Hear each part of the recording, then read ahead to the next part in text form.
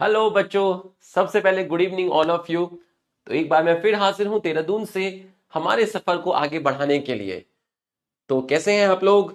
अच्छे होंगे, बढ़िया होंगे। तो बच्चों, कल हमारी बड़ी खतरनाक क्लास हुई थी। आपको मजा आ गया होगा। और सही बताऊं तो उसका हैंगओवर मुझे अभी तक है। कल की क्लास का जो हैंगओवर है वो मुझे अभी तक है ना बच्चों? लास्ट चैप्टर जो हमने पढ़ा था उसमें DPP 9, DPP 10, DPP 11 और सेल साइकिल सेल डिवीजन की DPP 1 का वीडियो सॉल्यूशन मैंने प्रोवाइड कर दिया है। आप अपने ऐप में चेक कर लीजिए, आपको नोटिफिकेशन भी आ गया होगा। DPP 9 और DPP 10 का नोटिफिकेशन आ गया है। ठीक, अगले 10 मिनट के अंदर DPP 11 और सेल साइकिल सेल डिवीजन की DPP 1 का भी नोटिफिकेशन आ जाएगा। अगले 10 मिनट के अंदर DPP 11 और सेल साइकिल सेल डिवीजन का भी नोटिफिकेशन आ जाएगा। ठीक है, आ जाएगा तो मुझे बता देना, 15 मिनट के अंदर आ जाएगा, मैडम लगा रही हैं। ठीक, रिवीजन लेक्चर कल का भी मैंने आपको प्रोवाइड कर दिया था। अब दो चीज पेंडिंग है, एक सेल साइकिल सेल डिवीजन के हैंड रिटन नोट्स और cell the unit of life के लास्ट लेक्चर के हैंड रिटन नोट्स। ये दोनों हैंड रिटन नोट्स आपको कल प्रोवाइड, सुबह संडे को आपको प्रोवाइड कर दिए जाएंगे। लिख रहा है अंकल। ठीक है भाई, अंकल हूं मैं तुम्हारा। तो आ, कल की क्लास बहुत बड़ी जिम्मेदारी थी, है ना? जिम्मेदारी तो सारी क्लासेस थी लेकिन कल कुछ अलग था।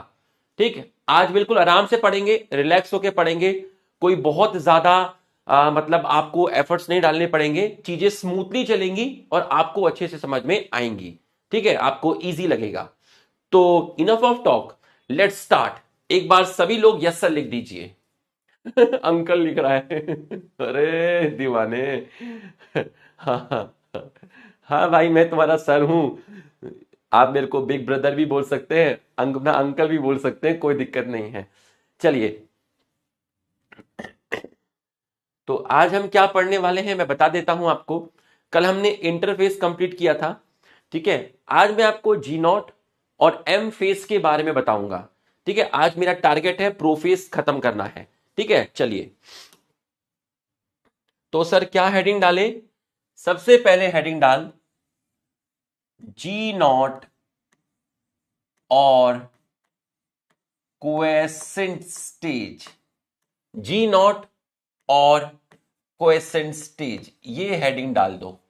ठीक है सर, हेडिंग डाल दी है, आगे बढ़िए। अब ध्यान से समझना, जब मैं आपसे पूछता हूं कि सेल साइकिल का सीक्वेंस बताइए, तो आप कहते हैं सेल साइकिल के सीक्वेंस में कि सर सबसे पहले जो आता था वो आता था G1। मैंने कहा बिल्कुल सही। मैंने कहा G1 के बाद सेल कहां जाती थी?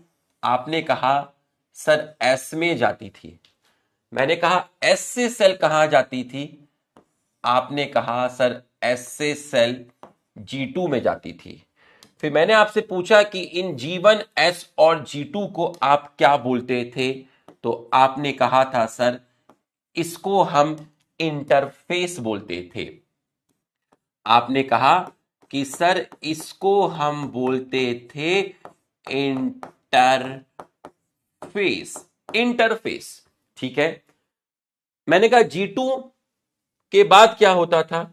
आपने कहा कि सर G2 के बाद आता था M फेस और हमारी बनती थी दो सेल। तो मैंने कहा इसको क्या बोलते थे? तो आपने कहा सर इसको बोलते थे एम फेस। ठीक है, और इंटरफेस प्लस एम फेस, अगर मैं कहूं इंटरफेस प्लस एम फेस, दोनों को मिलाकर क्या बोलते थे?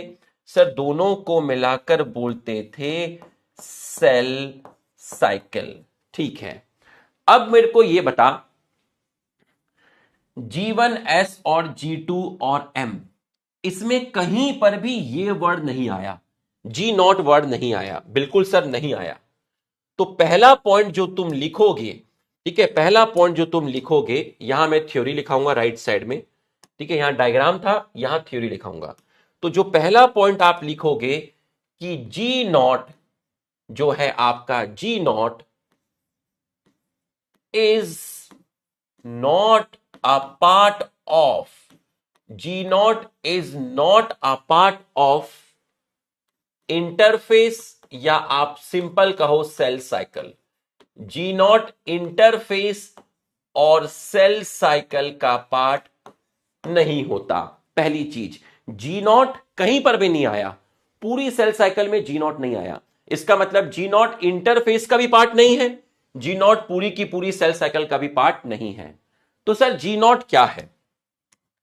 जो सेल जीवन में है वो सेल, देखिए रास्ता क्या था, ठीक है, पेरेंट्स ने कहा था कि इस रास्ते पे चलना, ठीक है, पेरेंट्स ने स्कूल भेजा, ठीक, कि बेटा इस रास्ते से जाना तो तेरा स्कूल आएगा, ठीक है, जहां तेरा उज्जवल भविष्य बनेगा। लेकिन बच्चे ने उस रास्ते को छोड़ दिया, भेजते थे स्कूल और जाने लगा कहीं और। तो ध्यान ध्यान से समझना, ठीक है, भेजते थे school, I am your uncle, भेजते थे स्कूल पर जाने लगा कहीं और।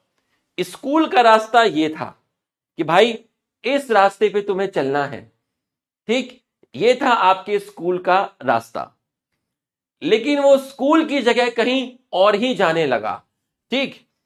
अब देखिए कहां जाने लगा उसको समझाते हैं, ठीक है, चलिए सीरियस, आइए। ये है सेल जीवन। अब इसने क्या किया, ये सेल जीवन से एस में जानी थी, बट ये सेल जीवन से एक स्टेज में चली गई जिस स्टेज को बोलते हैं जी नॉट। जीवन से चली गई जी नॉट में। अब आप देखिए, जीवन से जी नॉट में चली गई, इसका मतलब इस सेल को जीवन से एस में जाना था, बट ये चली गई जीवन से जी नॉट में, और जी नॉट इस रास्ते में कहीं भी नहीं आता। तो इसका मतलब ये सेल जीवन से कहां चली गई, जी नॉट में चली गई। इसका मतलब ये अभी सेल साइकिल में है या सेल साइकिल को एग्जिट कर चुकी है। अगर कोई सेल जीवन से जी नॉट स्टेज में चले जाए तो इसका मतलब क्या है, क्या ये सेल अभी सेल साइकिल में है या फिर सेल साइकिल को एग्जिट कर चुकी है? लिख के बताइए। ये सेल अगर जीवन से जी नॉट स्टेज में चले जाए, ठीक है, जाना था ऐसे जीवन, जीवन से जाना था एस, एस से जाना था जी टू से एम, लेकिन जो सेल जीवन में थी वो जीवन से चली गई जी नॉट में। इसका मतलब उसने सेल साइकिल को एग्जिट कर दिया, सेल साइकिल को एग्जिट कर दिया, एग्जिट दी सेल साइकिल। अब ध्यान से समझना, जो पुरानी एनसीईआरटी थी वहां पर लिखा था सस्पेंड दी सेल साइकिल, ठीक, क्या लिखा था, सस्पेंड दी सेल साइकिल। तो जिस साल में एनसीईआरटी चेंज हुई थी, लास्ट ईयर की बात नहीं कर रहा हूं, उससे 2-3 साल पहले भी एनसीईआरटी चेंज हुई थी। ध्यान से सुनना, एनसीईआरटी अभी भी चेंज हुई है, लेकिन 2-3 साल पहले भी एनसीईआरटी में कुछ चेंजेस हुआ था। तो जब एनसीईआरटी में चेंजेस हुआ था तब से एनसीईआरटी में लिखा है जी नॉट के लिए एग्जिट दी सेल साइकिल, लेकिन पहले यहां एग्जिट दी सेल साइकिल नहीं था, सस्पेंड दी सेल साइकिल था। तो जिस साल नीट में क्वेश्चन आया था जी नॉट के लिए, तो वहां 2 ऑप्शन थे, पहला था सस्पेंड दी सेल साइकिल और दूसरा था एग्जिट दी सेल साइकिल। और उसी साल में एनसीईआरटी चेंज हो गई थी दिसंबर में, तो काफी सारे बच्चों के पास नई एनसीईआरटी नहीं पहुंच पाई थी। तो उसमें जो आंसर दिया गया था वो सस्पेंड दी सेल साइकिल दिया था, लेकिन अब जो नई एनसीईआरटी है उसमें लिखा हुआ है एग्जिट दी सेल साइकिल। क्या लिखा हुआ है, एग्जिट दी सेल साइकिल। तो अगर आपके पास अब क्वेश्चन आता है जी नॉट तो आप लगाएंगे एग्जिट दी सेल साइकिल। समझ में आया तो यस लिखिए। अब आप लगाओगे जी नॉट के लिए एग्जिट दी सेल साइकिल, पहली वाली एनसीईआरटी में था सस्पेंड दी सेल साइकिल। अब जब नीट में क्वेश्चन आया था तो सस्पेंड दी सेल साइकिल को सही आंसर माना गया था, एग्जिट को नहीं माना था, क्योंकि उस साल एनसीईआरटी चेंज हुई थी, ठीक। तो नई एनसीईआरटी काफी बच्चों के पास नहीं थी। अब अगर क्वेश्चन आएगा तो आप नई एनसीईआरटी के अकॉर्डिंग लगाएंगे एग्जिट दी सेल साइकिल। तो जी नॉट में सेल एक्टिव रहती है बट डिवाइड नहीं करती, cell is metabolically active but do not proliferate. Proliferate का मतलब है divide. Do not proliferate, proliferate का मतलब है डिवाइड। ठीक, अब ये सेल G1 से G0 स्टेज में चली गई। ठीक, अगर इस सेल को वापस से इसका मन हुआ डिवाइड करने का, जो सेल G1 से G0 में जाती है वो डिवाइड नहीं करती, वो डिवाइड नहीं करती। बट कुछ टाइम बाद इस सेल का मन हुआ कि मुझे डिवाइड करना है, तो इसको वापस G0 से कहां आना पड़ेगा, लिख के बताइए। ये सेल वापस G0 से कहां आएगी? ये सेल जो G1 को छोड़ के गई थी, इसने कहा मुझे सेल साइकिल में नहीं रहना, मुझे डिवाइड नहीं करना, मुझे एक ऐसी स्टेज में जाना है जहां सेल डिवाइड ना करती हो, मुझे G0 स्टेज में जाना है। लेकिन 2 महीने बाद इसका मन हुआ कि मुझे डिवाइड करना है, तो ये वापस कहां लौट कर आएगी? ये वापस G1 में लौट कर जाएगी। तो अगर सेल, इसका मतलब क्या हुआ? इसका मतलब यह हुआ कि सेल G0 के अंदर कैसे एंटर करी? Cell enter into G0। इसका मतलब सेल G0 में एंटर करी कैसे? टेम्पररी एंटर करी है। ठीक है, टेम्पररी एंटर करी है। तो सेल G0 में एंटर करी। अगर सेल G0 में टेम्पररी एंटर की है, ठीक है, if cell enter into G0 temporary, then it can back to G1 if it wants to divide। it wants to divide। तो अगर सेल G0 में टेम्परेरी एंटर की है और कुछ टाइम तक उसको डिवाइड नहीं करना है, लेकिन कुछ टाइम के बाद अगर उसको डिवाइड करना है, तो उसको वापस G0 से G1 में आना पड़ेगा, मुख्य धारा में जुड़ना पड़ेगा, और G1 से फिर S से फिर G2, G2 से M। तो सेल G1 से G0 में गई, डिवाइड नहीं की, उसका मन किया डिवाइड करने का, तो वो G0 से वापस G1 में आ गई। If cell enter into G0, अगर सेल G0 में टेम्पररी गई है, then it can back to G1 if it wants to divide. ठीक, इंग्लिश में मत जाना, कॉन्सेप्ट पे जाना। ठीक, लेकिन cell can enter into G0 permanently. अगर सेल G0 में परमानेंटली चली गई, तो वो कभी भी डिवाइड नहीं करेगी। अगर परमानेंट चली गई, एग्जाम्पल हार्ट सेल,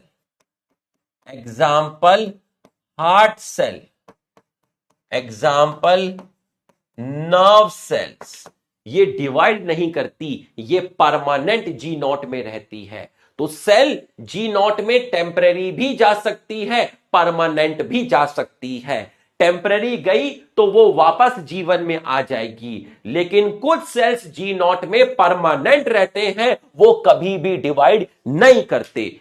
तो इसका मतलब G0 में सेल टेम्पररी भी जा सकती है, परमानेंट भी जा सकती है। टेम्पररी जाएगी तो उसको वापस आना पड़ेगा। यहां तक समझ में आया तो यस लिखिए।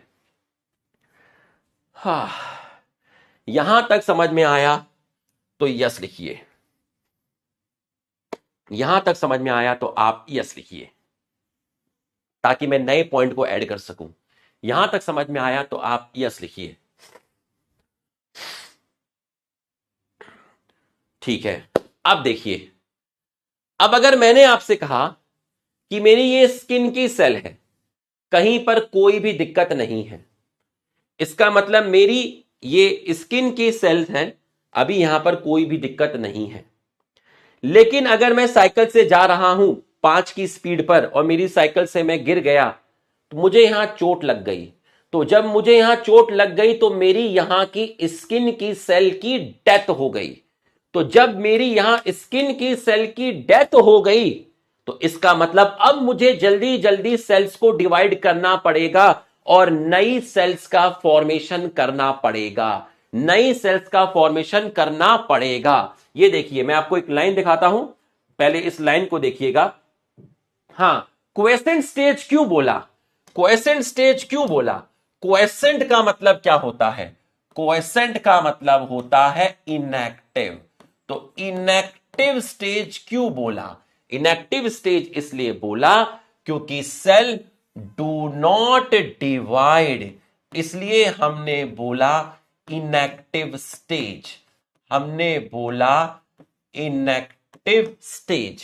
अब मेरी बात को ध्यान से समझिएगा, ठीक है? इसलिए मैंने बोला इनएक्टिव स्टेज। क्वेसेंट का मतलब है इनएक्टिव स्टेज। सेल तो एक्टिव है, सेल तो जिंदा है, सेल मेटाबॉलिकली एक्टिव है, बट सेल डिवाइड नहीं कर रही है। बट सेल डिवाइड नहीं कर रही है, इसलिए मैंने इस स्टेज को इनएक्टिव स्टेज बोला। ठीक, अब मैं एक लाइन दिखाऊंगा एनसीईआरटी में, अभी ये पूरा नहीं हुआ है पर मैं एक लाइन आपको दिखाऊंगा। आप एक लाइन देखिए, क्वेश्चन मत देखिएगा। Some cell in adult animal do not appear to exhibit division. इसका मतलब वो सेल परमानेंट है किसमें? जी नॉट में। एग्जाम्पल एक लिखा है heart cells. Many other cells divide only occasionally. Only occasionally, इसका मतलब ये टेम्पररी जाएंगी किसमें? जी नॉट। ये लाइन मैं आपको दिखाना चाहता था, ये वाली line. As needed to replace cell that have been lost. उन सेल्स को रिप्लेस करना जो सेल्स की लॉस्ट हो गई है बिकॉज ऑफ इंजरी और सेल डेथ। इसका मतलब सेल ओकेशनली भी डिवाइड करती है। सेल ओकेशनली भी डिवाइड करती है। फॉर एग्जाम्पल कहीं पर इंजरी हुई। अबे तुम लोग आंसर बता रहे हो, पहले ये तो समझो भाई, तुम चीटिंग करते हो। चीटिंग करता है भाई, मैं कॉन्सेप्ट एक्सप्लेन कर रहा हूं, तुम आंसर बता रहे हो। है, ज्यादा समझ आ गया भाई। पहले यहां समझो, ये ज्यादा इंपॉर्टेंट है। क्वेश्चन तो मैं यहां से 10 बना दूंगा, लेकिन पहले ये समझो यार, है ना? इसकी लाइन का मतलब समझो। ठीक, इसका मतलब ये हुआ कि अगर मुझे कहीं पर चोट लग गई है, ठीक है, तो वहां की जो सेल की डेथ हो गई है, तो अब वहां पर नई सेल्स फॉर्म्ड करना है, तो सेल्स अब डिवाइड करेगी। अदरवाइज सेल डिवाइड नहीं कर रही थी। इसका मतलब यहां ओकेशनली बात हो रही है। बच्चों, these cells do not divide further exit G1 phase to inactive stage called quiescent stage of the cell cycle. Cell in this stage remain metabolically active. यहां तक समझ में आया तो आप यस लिखिए। ये पिंक कलर की लाइन आपको समझ में आई तो आप यस लिखिए। ये मैंने आपको समझाई है यहां तक। यहां तक अगर आपको समझ में आया तो एक बार आप हमारे सम्मान में यस लिख दीजिए, क्योंकि हमारा सम्मान भी बने रहना जरूरी है ना? जल्दी से यस लिख दीजिए। ठीक है, तो आपने हमारा सम्मान बनाए रखा, बहुत बहुत धन्यवाद। ठीक है, तो मैं ये लाइन आपको बताना चाहता था, इंजरी, है ना? तो ये लाइन थोड़ी लैंग्वेज में कठिन है, तो मैं चाहता था यहीं से आपको एक बार दिखाऊं। ठीक, सेल मेटाबॉलिकली एक्टिव है but no longer proliferate. Proliferate का मतलब होता है डिवाइड। सेल डिवाइड नहीं कर रही। कब तक नहीं करेगी? Unless called on to do so depends upon requirement of organism.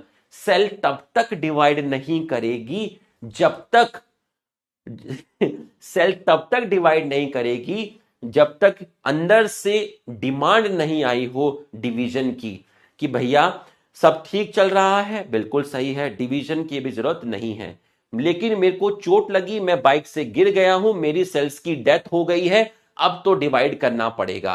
तो सेल्स तब तक डिवाइड नहीं करेगी जब तक आपको रिक्वायरमेंट नहीं है। रिक्वायरमेंट होगी तो सेल जी नॉट से वापस कहां आएगी, जीवन में आएगी। तो हम इसको पूरा कर लेते हैं। ठीक है, तो सेल्स कब डिवाइड कर रही है, सेल्स कब डिवाइड कर रही है? अगर मैं ओकेशनली की बात करूं, यहां पर सेल डिवाइड ओकेशनली, ओकेशनली, तो टू रिप्लेस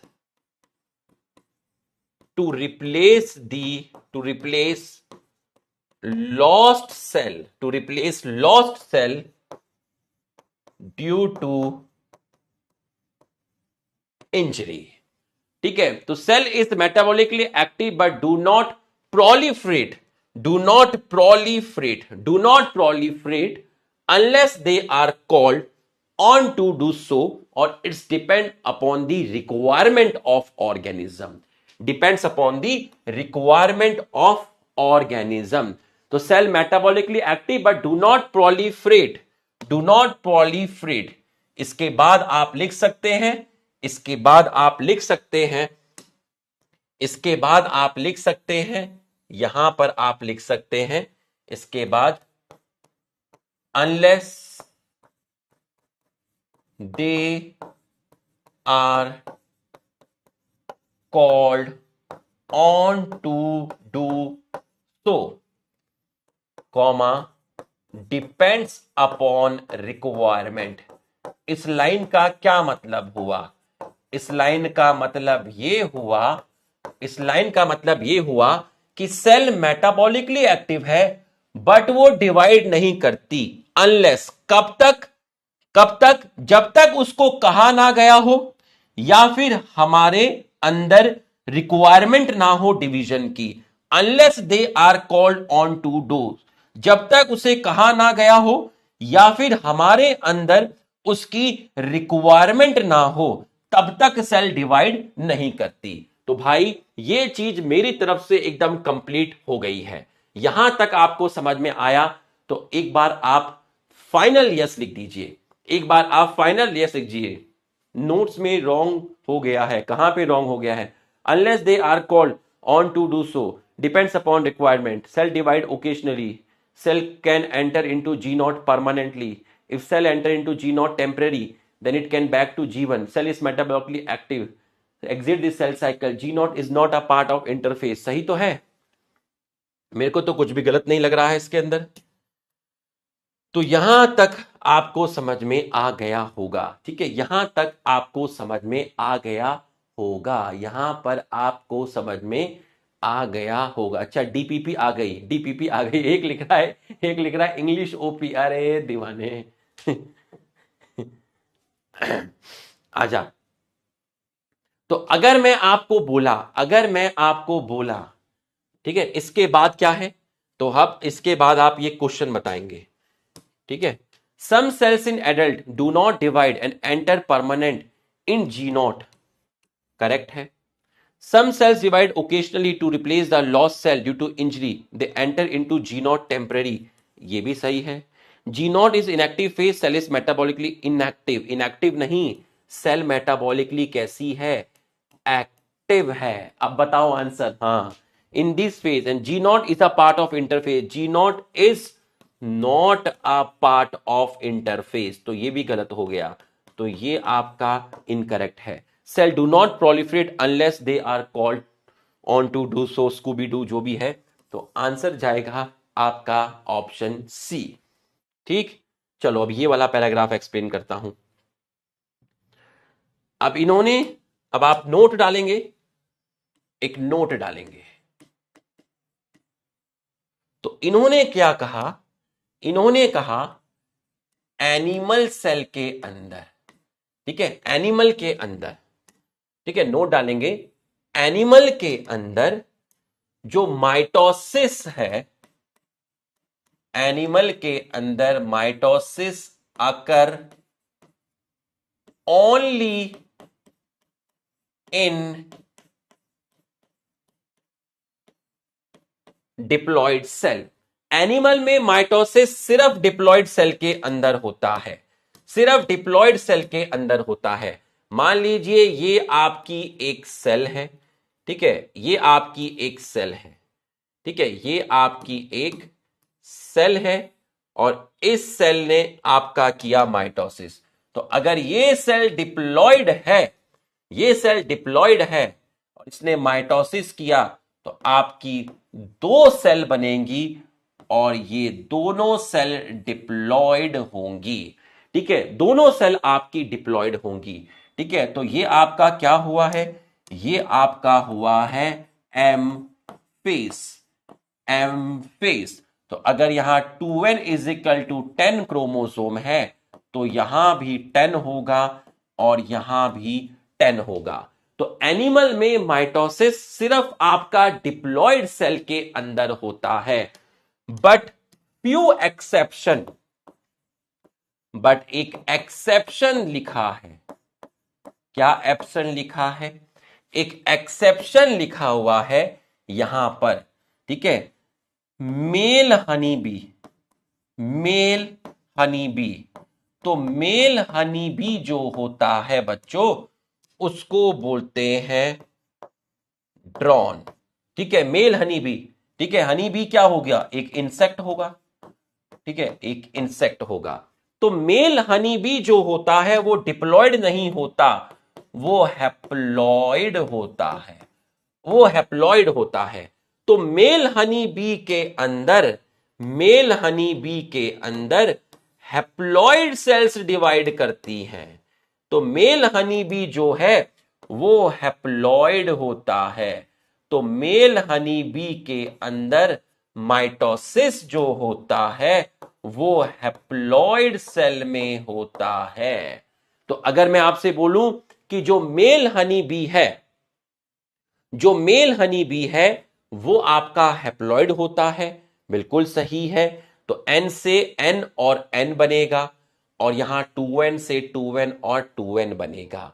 तो माइटोसिस एनिमल में डिप्लॉयड सेल में होता है, but male honey bee haploid होता है, उसके अंदर भी माइटोसिस होता है, ये एक्सेप्शन है। बच्चों ये चीज समझ में आई तो एक बार यस लिख दीजिए। ये चीज अगर आपको समझ में आई तो आप यस लिख दीजिए। ये चीज आपको समझ में आई तो आप यस लिख दीजिए। एनिमल के केस में mitosis usually occur in diploid cell, not in haploid cell, but male honey bee जो है वो हैप्लॉयड होता है, हैप्लॉयड होता है, ठीक। जैसे हम लोग डिप्लॉयड हैं, हमारी जो सेल्स हैं वो डिप्लॉयड हैं, लेकिन हमारे जो स्पर्म की सेल है, एग की सेल है, वो हैप्लॉयड है, ठीक है। तो अगर मैं आपको बोला, ठीक है, तो ध्यान से देखिएगा, प्लांट के केस में, ठीक है, प्लांट के केस में ध्यान से देखिएगा, ठीक है, प्लांट के केस में आपका जो माइटोसिस है, माइटोसिस है, ठीक, माइटोसिस है। अब आप ये मत सोचना कि सर स्पर्म हैप्लॉयड सेल है तो वो माइटोसिस करेगा, नहीं, स्पर्म डिवाइड थोड़ा ना करेगा, स्पर्म अपने आप में एक सेल है, स्पर्म बन गया, काम खत्म हो गया, अब वो एग की तलाश में जाएगा, फर्टिलाइज करेगा, ठीक। माइटोसिस प्लांट में occur in both haploid and diploid cell, haploid and diploid cell.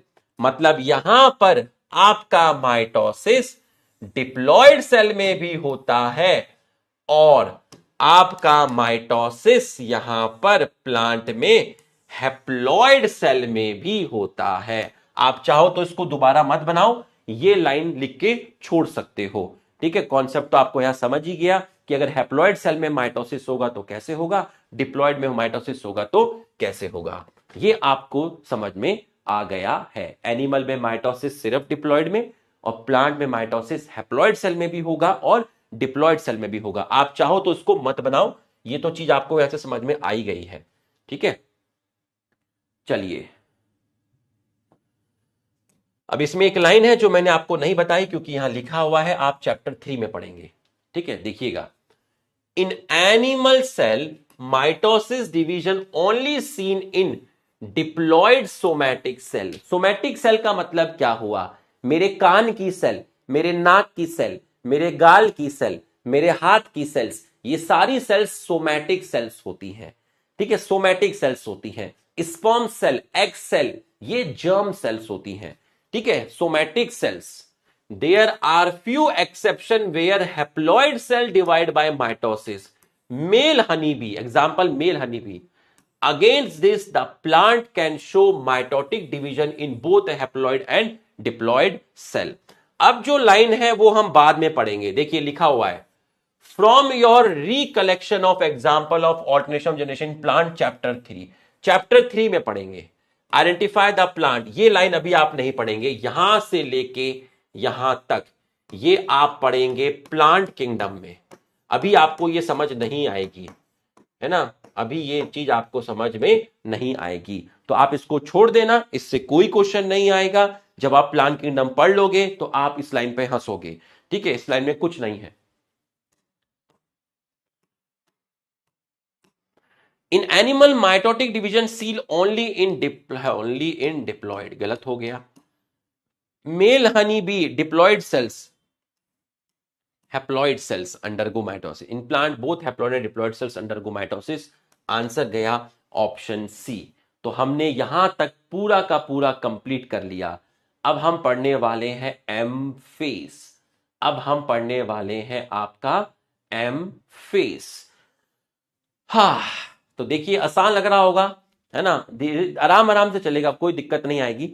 ठीक है, अब आपका, हाँ ऑप्शन सी, बहुत बढ़िया आराम से बैठे हुए थे, मैंने कहा लिख क्यों नहीं रहे ऑप्शन सी। अच्छा सर, आपने कहा था जब आप उस एक्सप्लेन करोगे तो हमें समझना है। ठीक है, बहुत बढ़िया। ठीक है, आ जाओ। अब आप हेडिंग डालेंगे M phase, M phase, M phase. तो एम फेस में सेल डिवाइड करती है, पहले ही बता चुका हूं, बहुत बार बता चुका हूं, ये आपका डिवाइडिंग फेस होता है। ठीक, ये आपका शॉर्ट होता है। ठीक, और वो 5%, लेस देन 5%, ये हम कल लिख चुके हैं, तो हम ये नहीं लिखेंगे। एम फेस जो होता है, ठीक है, एम फेस जो होता है, एम फेस जो होता है, इसको आप कहते हैं इक्वेशनल डिवीजन। अब ऐसा क्यों है? इसको आप कहते हैं इक्वेशनल डिवीजन। तो कोई आपसे पूछे कि एम फेस को इक्वेशनल डिवीजन क्यों कहते हैं, अब आप ध्यान से समझिएगा। मान लीजिए आपके पास एक सेल आई, ठीक है, डिवाइड करने के लिए, जिसको मैंने बोला parent cell. 2n is equal to 10, इसमें 10 क्रोमोसोम है, ये डिवाइड करने के लिए आई। तो जब ये डिवाइड कर लेगी और डिवाइड करके आपकी 2 सेल फॉर्म्ड करेगी, तो जब ये डिवाइड कर लेगी और डिवाइड करके 2 सेल फॉर्म्ड करेगी, जब ये डिवाइड करके 2 सेल्स फॉर्म्ड करेगी, तो दोनों में क्रोमोसोम का नंबर लिख के बताओ, सेम रहेगा या डिफरेंट रहेगा, बताइए। ये पेरेंट सेल है और ये आपकी डॉटर सेल्स हैं। तो इक्वेशनल डिवीजन इसलिए कहते हैं क्योंकि chromosome number same, chromosome number same, chromosome number same. तो जब कोई सेल एम्फेस करती है, मतलब माइटोसिस करती है, तो क्रोमोसोम नंबर सेम इन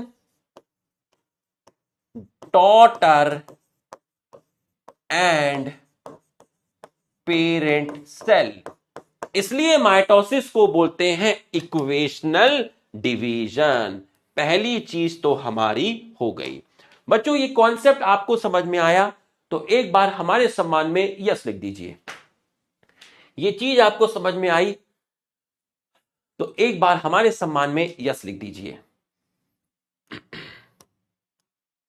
एक बार हमारे सम्मान में यस लिख दीजिए अगर ये चीज आपको समझ में आ गई है। ठीक है, ये चीज आपको समझ में आ गई है तो एक बार आप यस लिख दीजिए। अब दूसरा है कि माइटोसिस को बोलते हैं ड्रामेटिक फेस। ड्रामेटिक फेस, ठीक है, माइटोसिस को बोलते हैं ड्रामेटिक फेस। अब इस कॉन्सेप्ट को समझिए कि माइटोसिस को ड्रामेटिक फेस क्यों बोलते हैं। देखिए, तो जो सेल है जो डिवाइड करने के लिए आई है, ठीक है, ये सेल है जो डिवाइड करने के लिए आई है, तो इसने सबसे पहले इंटरफेस किया। इंटरफेस किया, ये रहा न्यूक्लियस। ठीक है, अब इसके अंदर मान लीजिए एक डीएनए था और 10 सेल ऑर्गेनेल थे। तो जब इसने इंटरफेस किया तो अब इसके अंदर डीएनए हो गए आपके 2। अब इसके अंदर डीएनए हो गए आपके 2 और सेल ऑर्गेनेल हो गए 20। मतलब कंटेंट इंटरफेस के अंदर कंटेंट क्या हो गया, डबल हो गया। कंटेंट डबल हो गया। पहले चीजों को डबल किया, यहां पर साइटोप्लाज्म में सेल ऑर्गेनेल भी हैं, न्यूक्लियस में डीएनए भी है, और उसके बाद डबल करने के बाद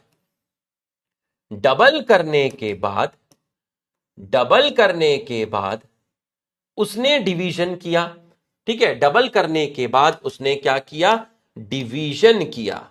डबल करने के बाद उसने डिवीजन किया और डिवीजन करने के बाद अब समझिएगा ड्रामेटिक फेस क्यों बोला। यहां पर 10 ऑर्गेनेल, यहां पर 10। ड्रामेटिक फेस इसलिए बोला कि जो भी चीजें इंटरफेस के बाद सेल में डबल हुई हैं, उन चीजों को प्रॉपरली रीऑर्गेनाइज करना है। डीएनए 1 से 2 हुआ, सेल ऑर्गेनेल 10 से 20 हुए, कंटेंट डबल हुआ। तो ये जो कंटेंट डबल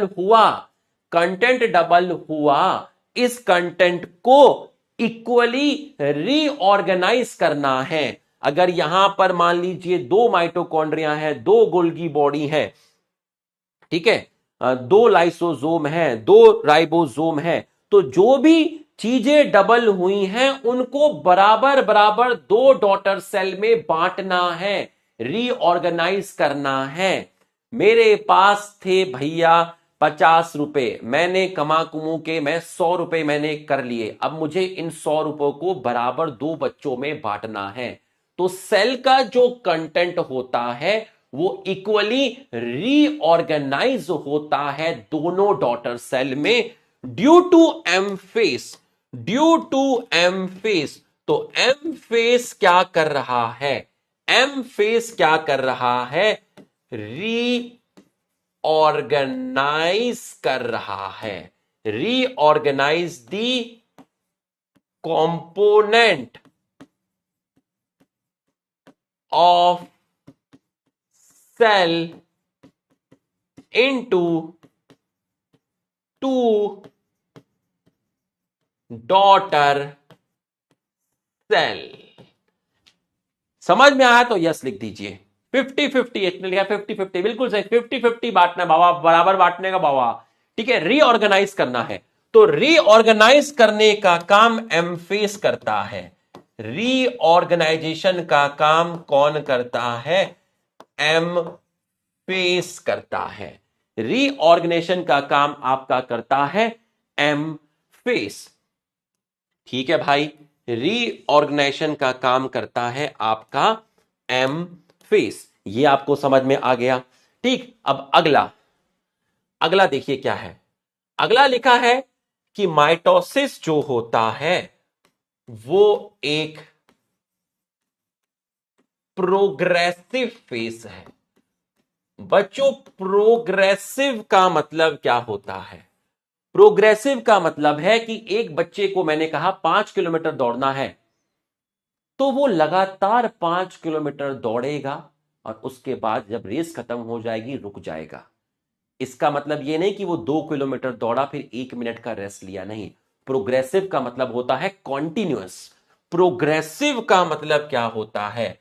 प्रोग्रेसिव का मतलब होता है कॉन्टिन्यूअस, मतलब कोई गैप नहीं आएगा, नो गैप, नो ब्रेक, कोई गैप नहीं आएगा, कोई ब्रेक नहीं होगा, कोई गैप नहीं आएगा, कोई ब्रेक नहीं होगा। जैसे मैं आपको कहूं प्रोग्रेसिव फेज का मतलब क्या हुआ?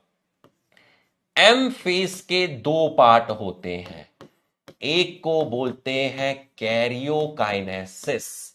तो कैरियोकाइनेसिस में सबसे पहले प्रोफेस आता है, प्रोफेस के बाद आपका मेटाफेस आता है और मेटाफेस के बाद आपका एनाफेज आता है और एनाफेज के बाद आपका टीलोफेज आता है।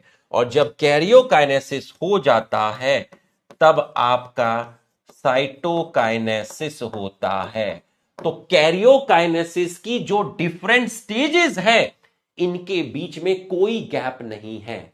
आप इनके बीच में there is no clear cut distinction, there is no clear cut gap between two different stages of karyokinesis. There is no clear gap, there is no gap between two different stages of karyokinesis. चीजें progressive हैं। Cell prophase से metaphase में चली जाएगी, आपको पता ही नहीं चलेगा। मेटाफेज से एनाफेज में चली जाएगी, आपको पता ही नहीं चलेगा। सेल्स बीच में कहीं रुकेगी नहीं। एनाफेज से सेल टीलोफेज में चली जाएगी। चीज कॉन्टिन्यूअसली मूव करेगी, फेज एक के बाद एक आएंगे। There is no gap, there is no gap, no break, no gap, no break, no gap, no break, break between different stages of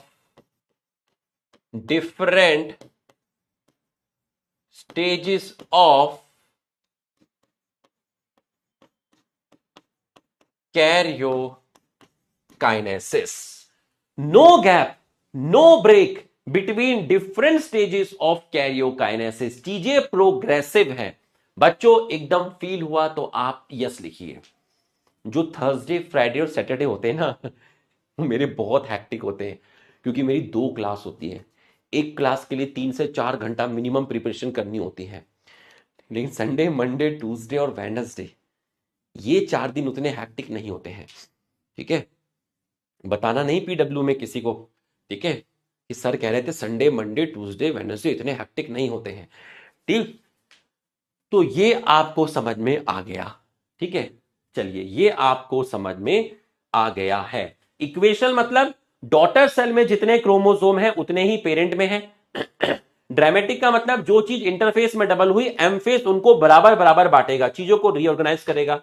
progressive का मतलब होता है प्रोफेस के बाद मेटा आया, मेटा के बाद एन आया, बीच में कहीं फुल स्टॉप नहीं आया, कोई रुकावट नहीं आई, चीजें कॉन्टिन्यूअस चलती रही।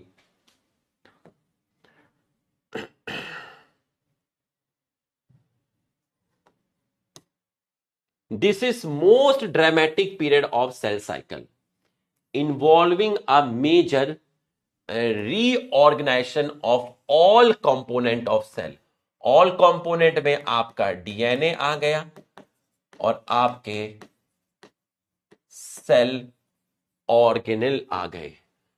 Since the number, since 1951, Rocky. Since the number of chromosome in parent and progeny, progeny का मतलब है डॉटर। डॉटर यहां किसी जेंडर से रिलेटेड नहीं है, दोनों का क्रोमोसोम नंबर सेम है। It is also called equational division. ठीक, दो फॉर कन्वेंशन, हालांकि for convenience mitosis has been divided into 4 stage of karyokinesis. It is very essential to understand the cell division is progressive process. ठीक है, cell division मतलब M phase, and very clear cut line can not be drawn between various stages. ठीक है, इनके बीच में कोई clear cut distinction नहीं है. ये लाइन मैं आपको और बेहतर तरीके से एक्सप्लेन करूंगा जब प्रोफेस और मेटाफेस पढ़ा दूंगा, तब और बेहतर तरीके से मैं इस लाइन पर बोलूंगा. मैंने अभी एक दो चीज है जो इस लाइन से आपको नहीं बोली क्योंकि आपको समझ नहीं आएगी, मैंने आसान भाषा में आपको समझाई. ठीक है, लेकिन जब प्रोफेस और मेटाफेस हो जाएंगे तो आपको ये लाइन और अच्छे से समझ में आ जाएगी. Karyokinesis involve 4 stages. क्या लिख रहे हैं आंसर? D A. क्या लिख रहे हैं देखते हैं. M phase dramatic period of interphase. Dramatic period of interphase नहीं, dramatic period of cell cycle. तो आपका ए तो गलत हो गया. Number of chromosome in parent and daughter same is called reductional division. Reductional division नहीं. देखो पहला सेंटेंस देखने में सही लग रहा था, बस सही और गलत काम में इतना ही फर्क होता है बेटा. लगता है कि वो सही है, ठीक है. इक्वेशनल डिवीजन ये भी गलत हो गया. Mitosis karyokinesis divide to 4 stage and M phase divided into karyokinesis and cytokinesis सही है. Cell division is progressive process and clear cut line can be drawn, can not be drawn, can not be drawn गलत हो गया. Answer जाएगा option C. Answer जाएगा option C. Option C. बहुत बढ़िया. अब होगा खेल शुरू प्रोफेस. तो आज का जो मेरा टारगेट है वो सिर्फ प्रोफेस खत्म करना है. अगले 1 घंटे में हम प्रोफेस पढ़ने वाले हैं. तो तुम सोचो क्या होगा प्रोफेस में. सबसे ज्यादा टाइम प्रोफेस में लगता है. ठीक है, तो हमें प्रोफेस तक पढ़ना है. चलिए अब हम स्टार्ट करेंगे. ध्यान से देखिएगा, अब मेरी बात को ध्यान से समझना. अब मैं मेरी बात को ध्यान से सुनना, सीरियसली सुनना. अब मैं एक सेल लेकर आऊंगा आपके पास, ठीक, और उस सेल को बोलूंगा कि अपनी जर्नी G1 से स्टार्ट कर. वो सेल G1 में आएगी, G1 से S में आएगी, S से G2 में आएगी, G2 से प्रोफेस में आएगी, प्रोफेस से मेटाफेस में आएगी, मेटाफेस से एनाफेस में आएगी, एनाफेस से टीलोफेस में आएगी. मतलब अब हमारी जो जर्नी स्टार्ट होगी एक सेल साइकिल की. हमारी जो जर्नी है, जो एक सेल साइकिल की स्टार्ट होगी, वो जर्नी कैसे स्टार्ट होगी? सेल G1 में जाएगी, G1 से S में जाएगी, S से G2 में जाएगी, G2 से प्रोफेस में आएगी, प्रोफेस से मेटाफेस में आएगी, मेटाफेस से वो सेल एनाफेस में आएगी, एनाफेस से वो सेल टीलोफेस में आएगी. और इनको हमने बोला था कैरियोकाइनेसिस.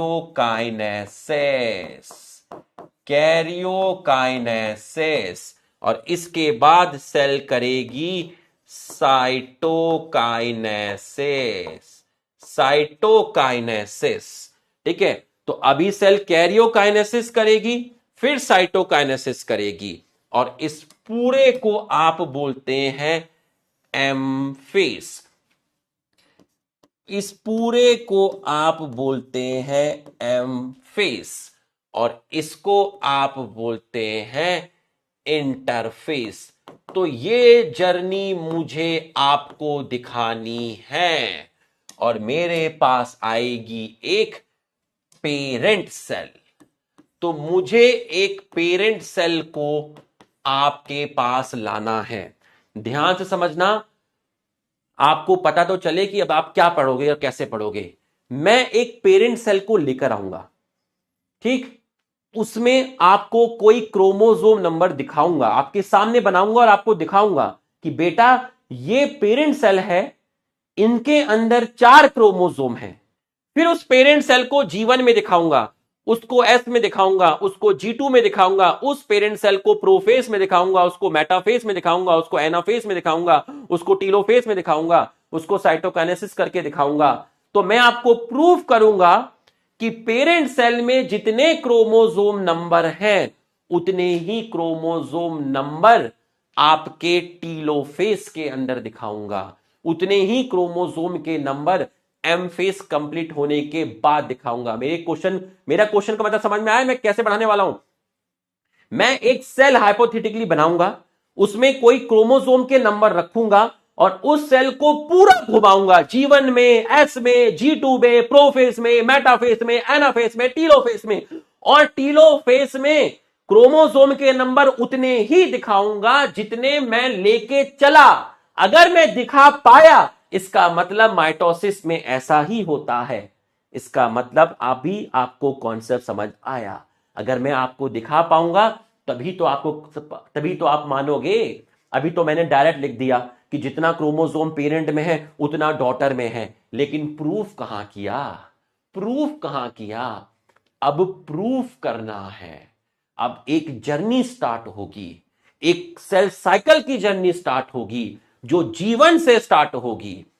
आप खुद देखोगे कि सर ने जीवन में जितने क्रोमोसोम नंबर लिए हैं क्या उतने टीलोफेस में आ रहे हैं या नहीं आ रहे हैं।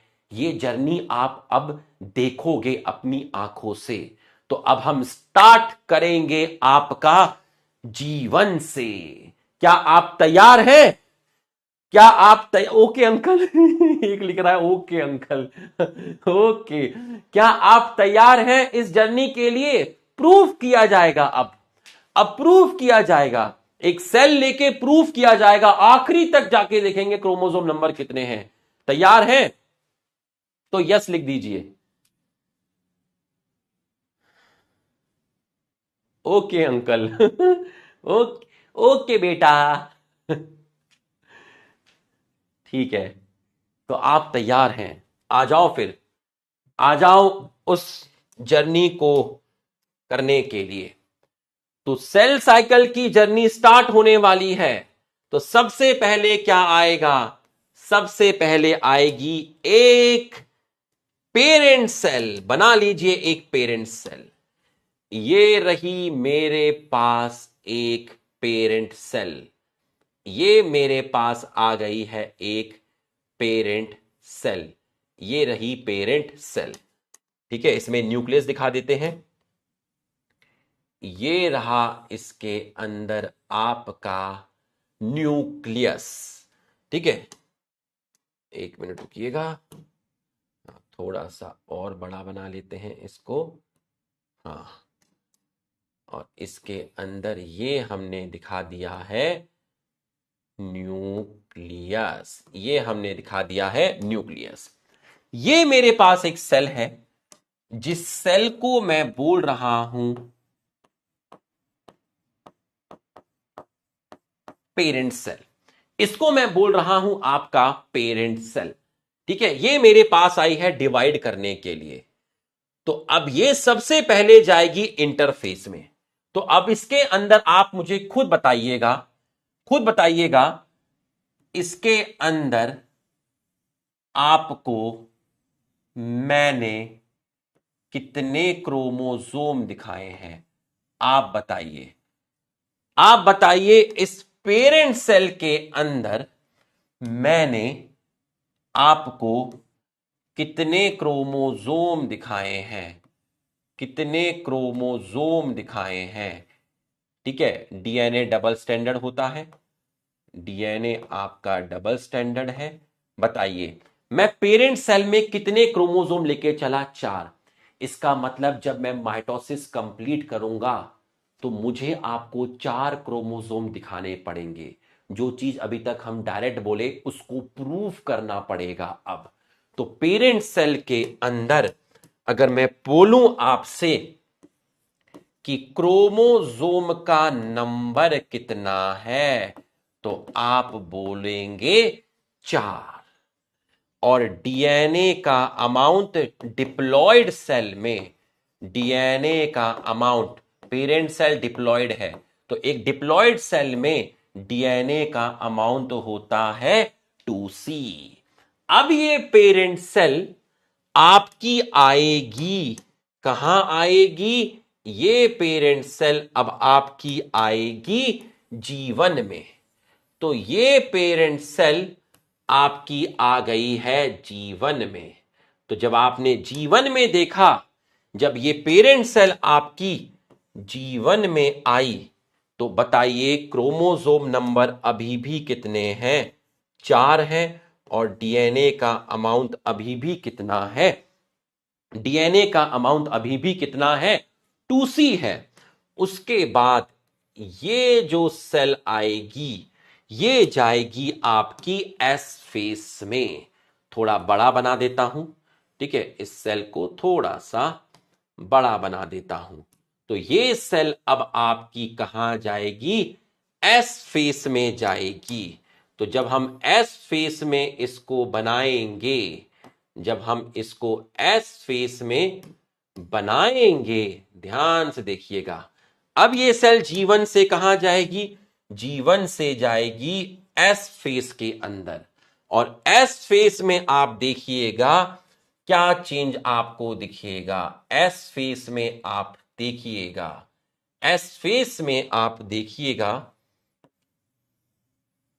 ये था आपका ये, और आपका सिंथेसिस हो गया यहां पर इस तरीके से।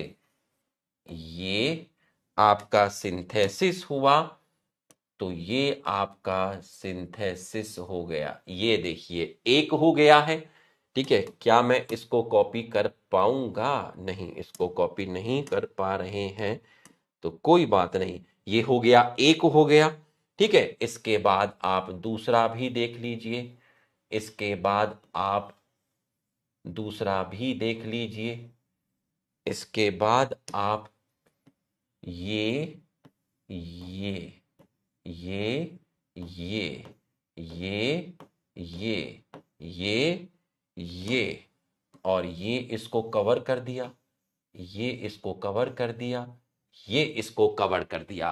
तो आप देखिए एस में डीएनए रेप्लिकेशन हुआ।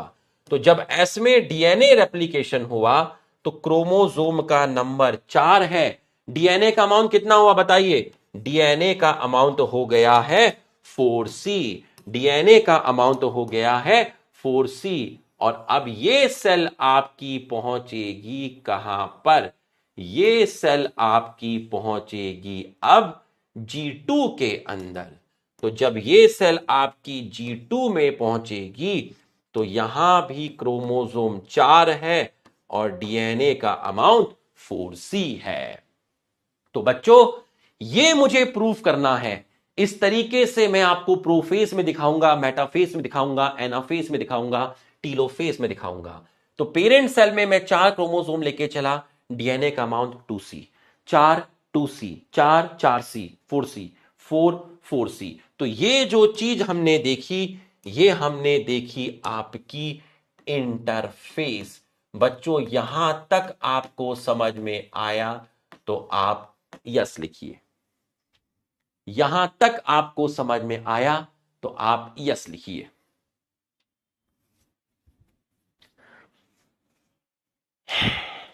यहां तक आपको समझ में आया तो आप यस लिखिए। ऐसे था मेरा कहने का मतलब, समझाने का, कि अब आपको दिखेगा प्रोफेस में कितने हैं, मेटाफेस में कितने क्रोमोसोम है, कितना डीएनए, सब आपको दिखेगा। जब एम फेस कंप्लीट होगा तो आप फील कर पाओगे कि सर ने जैसी पेरेंट सेल में दिखाया वैसे ही डॉटर सेल में दिखाएंगे। वो अब आपको फील होगा कॉन्सेप्ट पूरा का पूरा। अब आप मेरे को बताइए, जितने तरीके से आपको क्रोमोसोम दिखाए हैं, सेल में क्रोमोसोम इतने क्लियर नहीं दिखते इंटरफेस में। आपको एक्चुअल में यहां क्रोमोसोम इतने क्लियरली नहीं दिखते। मैंने तो इसलिए बनाए हैं ताकि आपको कॉन्सेप्ट एक्सप्लेन कर सकूं। तो एक्चुअल में यहां पर क्रोमोसोम की डीकंडेंस फॉर्म होती है और उसका नाम क्या होता है? एक्चुअल में इंटरफेस के अंदर आपका डीकंडेंस फॉर्म मिलती है, आपकी डीकंडेंस फॉर्म मिलती है क्रोमोसोम की, जिसको बोलते हैं क्रोमैटिन। चीजें ऐसी नहीं दिखती, बहुत बढ़िया, क्रोमैटिन। चीजें ऐसी नहीं दिखती, इतने क्लियर क्रोमोसोम नहीं दिखते, इतने क्लियर क्रोमोसोम नहीं दिखते। तो सर इंटरफेस में क्रोमोसोम कैसे दिखते हैं? इंटरफेस में क्रोमोसोम कैसे दिखते हैं? दिखाऊं? हां, तू देख नहीं पाएगा, तू देख नहीं पाएगा। अगर मैं तुझे दिखाऊं तो तू देख नहीं पाएगा। कैसे दिखते हैं सर? दिखाइए, मैं देखना चाहता हूं। कैसे दिखते हैं? मैं देखना चाहता हूं। ऐसे दिखते हैं। ये 4 क्रोमोसोम है? ये 4 क्रोमोसोम है। ये तो ऐसा लग रहा है जैसे ऊन का गोला रखा है। अरे दीवाने, आई एम योर अंकल। अगर अंकल बोला तो बोला तो बोला। ये 4 क्रोमोसोम है। हाँ, यही तो दिक्कत है। अगर ऐसे दिखा देता 4 क्रोमोसोम तो चक्कर आ जाते। ये कहां से 4 क्रोमोसोम है? ये तो लग रहा है कोई ऊन का धागा लिपटा हुआ पड़ा है। यही तो खेल है बाबा, यही तो खेल है। तो वहां पर चीजें क्लियरली नहीं दिखती, आपको क्रोमैटिन दिखता है। कहां पर? इंटरफेस के अंदर। तो मान ले मैंने 4 क्रोमोसोम दिखाए हैं इस तरीके से। सब अंकल लिखने लगे। हो हो my God, I am your uncle. Hello. ठीक है, तो लिख लो, ले लो मजे। नहीं, ले लो मजे, ले लो, ले लो। ठीक है, तो यस अंकल जी, अरे चाचा जी, अंकल जी, रॉकी भैया, थ्रेड, ठीक है, रॉकी भाई, मैगी, खा ले मैगी, ठूस ले मैगी, ठीक है। Uncle OP. ले लो मजे, ले लो मजे, ले रहे हो, पूरा मजा ले रहे हो, ले लो मजे। ठीक है, तो अगर मैं बोलूं तो ये 4 क्रोमोसोम है, कोई मानेगा ही नहीं ये 4 क्रोमोसोम है, कहेगा ये क्रोमोसोम थोड़ी ना होते। अरे बस करो, अबे बस करो। अब पूरी क्लास अंकल लिखना शुरू हो गई। लिख लो बेटा, ले लो मजे, ले लो। ठीक है, ले लो भाई मजे, ले लो।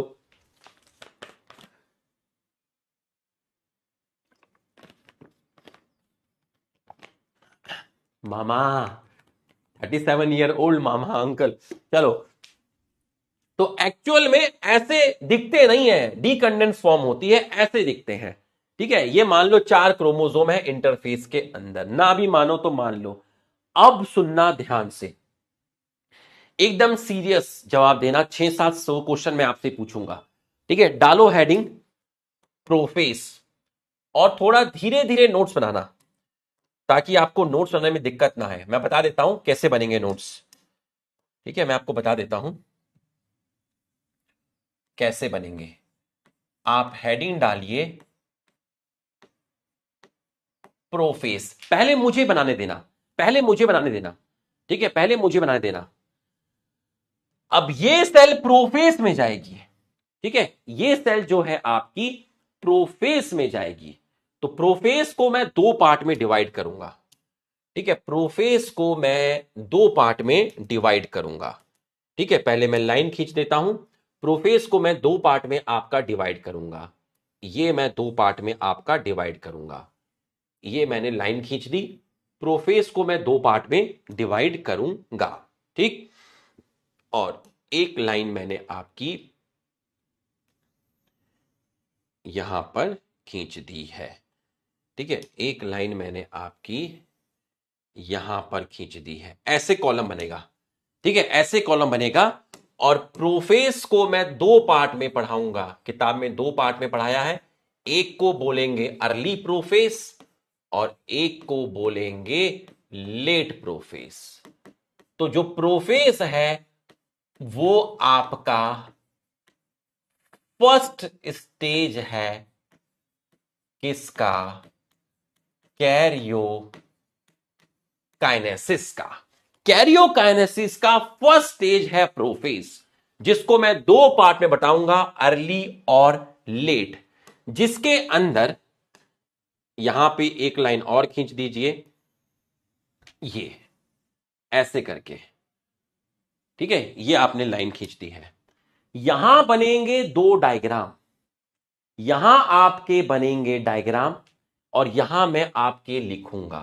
तो आप ध्यान से देखिएगा, इन दो में मैं आपके डायग्राम बनाऊंगा।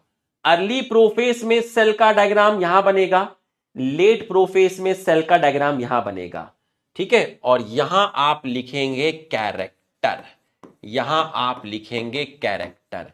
मैं यहां कुछ कैरेक्टर लिखूंगा, फिर कंपेयर करेंगे, फिर हम कंपेयर करेंगे। यहां अर्ली प्रोफेस का डायग्राम बनेगा, यहां लेट प्रोफेस का डायग्राम बनेगा। यहां कैरेक्टर को कंपेयर करेंगे कि अर्ली प्रोफेस में कैसा है और लेट प्रोफेस में कैसा है।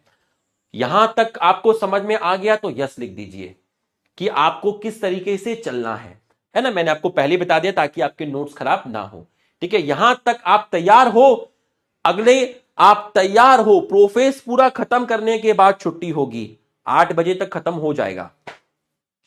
चलिए, लैंडस्केप जैसा लेना है, हॉरिजॉन्टल वर्टिकल, लेटा लो कॉपी, हां ऐसे लेटा लो बेटा, है ना। लिटा के करना है, लिटा के कर लो जैसे तुम्हें करना है, ठीक है। वो अब ऐसे करना, ऐसे करना है, ऐसे करके करना, ऐसे कर लो, ऐसे करके करना, ऐसे कर लो। ऐसे करोगे स्पेस ज्यादा मिलेगा, ऐसे भी कर सकते हैं, कोई दिक्कत नहीं है। चलिए, अब मैं इस सेल को अर्ली प्रोफेस में लेके जा रहा हूं, मैं इस सेल को अर्ली प्रोफेस में लेके जा रहा हूं, मैं इस सेल को अर्ली प्रोफेस के अंदर लेके जा रहा हूं, ठीक है। चलिए, अब मैं इस सेल को अर्ली प्रोफेस में लेके जाऊंगा, तो मैंने आपका यहां पर सेल बना लेता हूं। ध्यान से देखिएगा, ये मैंने आपकी बनाई है सेल, ये मैंने आपकी बनाई है यहां पर सेल, ठीक है। ये मैंने आपकी सेल बना ली है, ठीक है सर, ये आपने सेल बना ली है। अब बहुत ध्यान समझना, ये क्या है सर, ये है न्यूक्लियर मेम्ब्रेन, ठीक है सर। ये छोटा सा गोला क्या है, ये गोला है न्यूक्लियोलस, ये गोला है न्यूक्लियोलस, ठीक है। तो मैंने सेल बना ली अर्ली प्रोफेस में, ठीक है, अर्ली प्रोफेस में आपने सेल बना ली है, ठीक है। अब ध्यान से समझना, ध्यान से समझना, ये क्या है सर, ये है तेरे दो सेंट्रियोल, दो सेंट्रियोल का मतलब एक सेंट्रोसोम, और ये तेरा दो सेंट्रियोल। तो मुझे बताओ, मैंने इस सेल में कितने सेंट्रोसोम दिखाए हैं, 4 सेंट्रोसोम है या 2 सेंट्रोसोम है, सोच के जवाब देना। 2 सेंट्रोसोम है या 4 सेंट्रोसोम है। भाई सेंट्रियोल का नंबर भी तो डबल हुआ होगा, पहले सेल में 2 सेंट्रियोल रहे होंगे, तो 2 से कितने हो गए, 4। लेकिन मैं तुमसे ये नहीं पूछ रहा कि सेंट्रियोल कितने हैं, मैं तुमसे पूछ रहा हूं सेंट्रोसोम कितने हैं। सोच के, शाबाश, बहुत बढ़िया।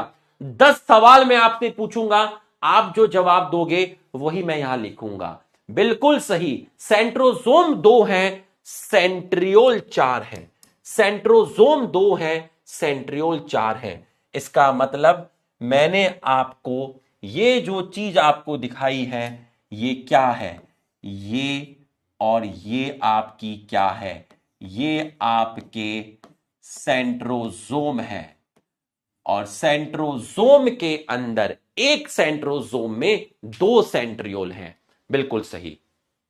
चलिए, ये मैंने आपको बता दिया, ठीक। अब पहला कैरेक्टर जो हम स्टडी करने वाले हैं, ध्यान से सुनना। अब मैं आपको इसके अंदर क्रोमोसोम दिखाता हूं, तो क्रोमोसोम इतने अच्छी तरीके से तो विजिबल होते नहीं है, इतने अच्छी तरीके से तो विजिबल होते नहीं है। मैं आपको क्रोमोसोम दिखाऊंगा और ध्यान से देखिएगा, बहुत अच्छी तरीके से नहीं दिखाऊंगा, बहुत अच्छी तरीके से नहीं दिखाऊंगा, ध्यान से देखिएगा। ठीक है, पहले मैं यहां पर भी एक सेल बना लेता हूं, यहां पर भी एक सेल बना लेता हूं, ये बना ली मैंने यहां पर।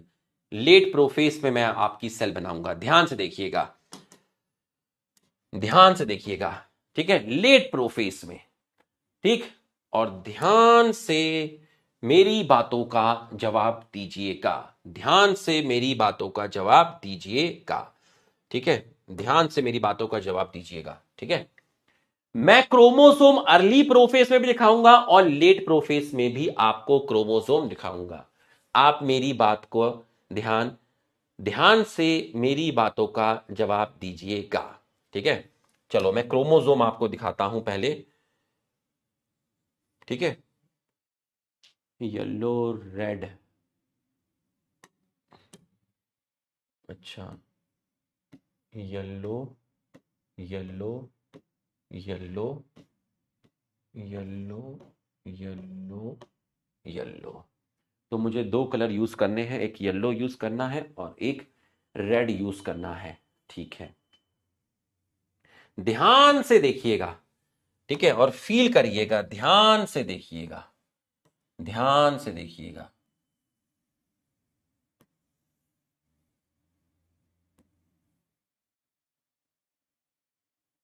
येलो, ठीक है, येलो रेड, येलो रेड, ध्यान से देखिएगा और फील करिएगा। Yellow red, yellow red, yellow red, yellow red, feel करिएगा। Yellow red, yellow red, yellow red, उतने क्लियर नहीं दिखाऊंगा जितने आप देखना चाहोगे। येलो रेड, येलो रेड, ऐसा खतरनाक पॉइंट पे क्लास खत्म होगी, तुम देखना जरा। Yellow red, yellow red, yellow red, yellow, ऐसा दिखाऊंगा कि तुम्हें बस हल्का सा दिखेगा कि हाँ सर डबल स्टैंडर्ड डीएनए दिखा रहे हैं, बहुत क्लियरली नहीं दिखाऊंगा। सर हमें तो क्लियरली दिख रहा है। येलो रेड, येलो रेड, ध्यान से देखिएगा। यहां मैंने क्रोमोसोम कैसे दिखाए, लेकिन अब तो आदत सी है तुमको, लेकिन तुम देखना कैसे चाहते हो, पता है तुम कैसे देखना चाहते हो? तुम चाहते हो मस्त वाले देखना। अब देखो, तुम मस्त वाले देखना चाहते हो, मैं तुम्हें मस्त वाले दिखाऊंगा, देखिएगा जरा।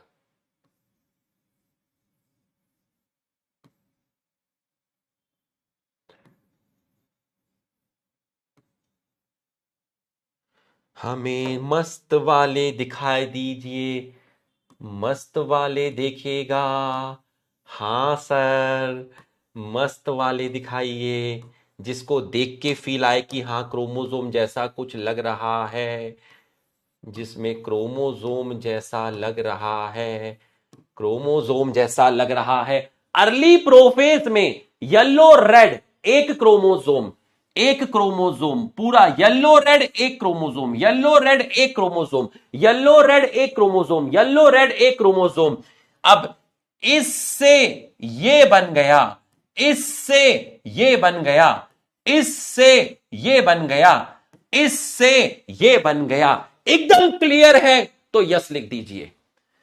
चार क्रोमोसोम, चार क्रोमोसोम, हा हा हा हा, चार क्रोमोसोम, चार क्रोमोसोम, एकदम क्लियर है पिक्चर तो यस लिखिए। एक एक पॉइंट क्लियर करूंगा भाई, कम से कम आधा घंटा लगने वाला है प्रोफेस में, आधा घंटा लगने वाला है,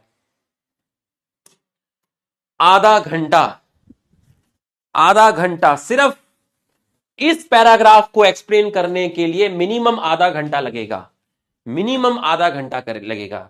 ध्यान से, एकदम ध्यान से। सर ये कौन सी जगह है? ये है साइटोप्लाज्म।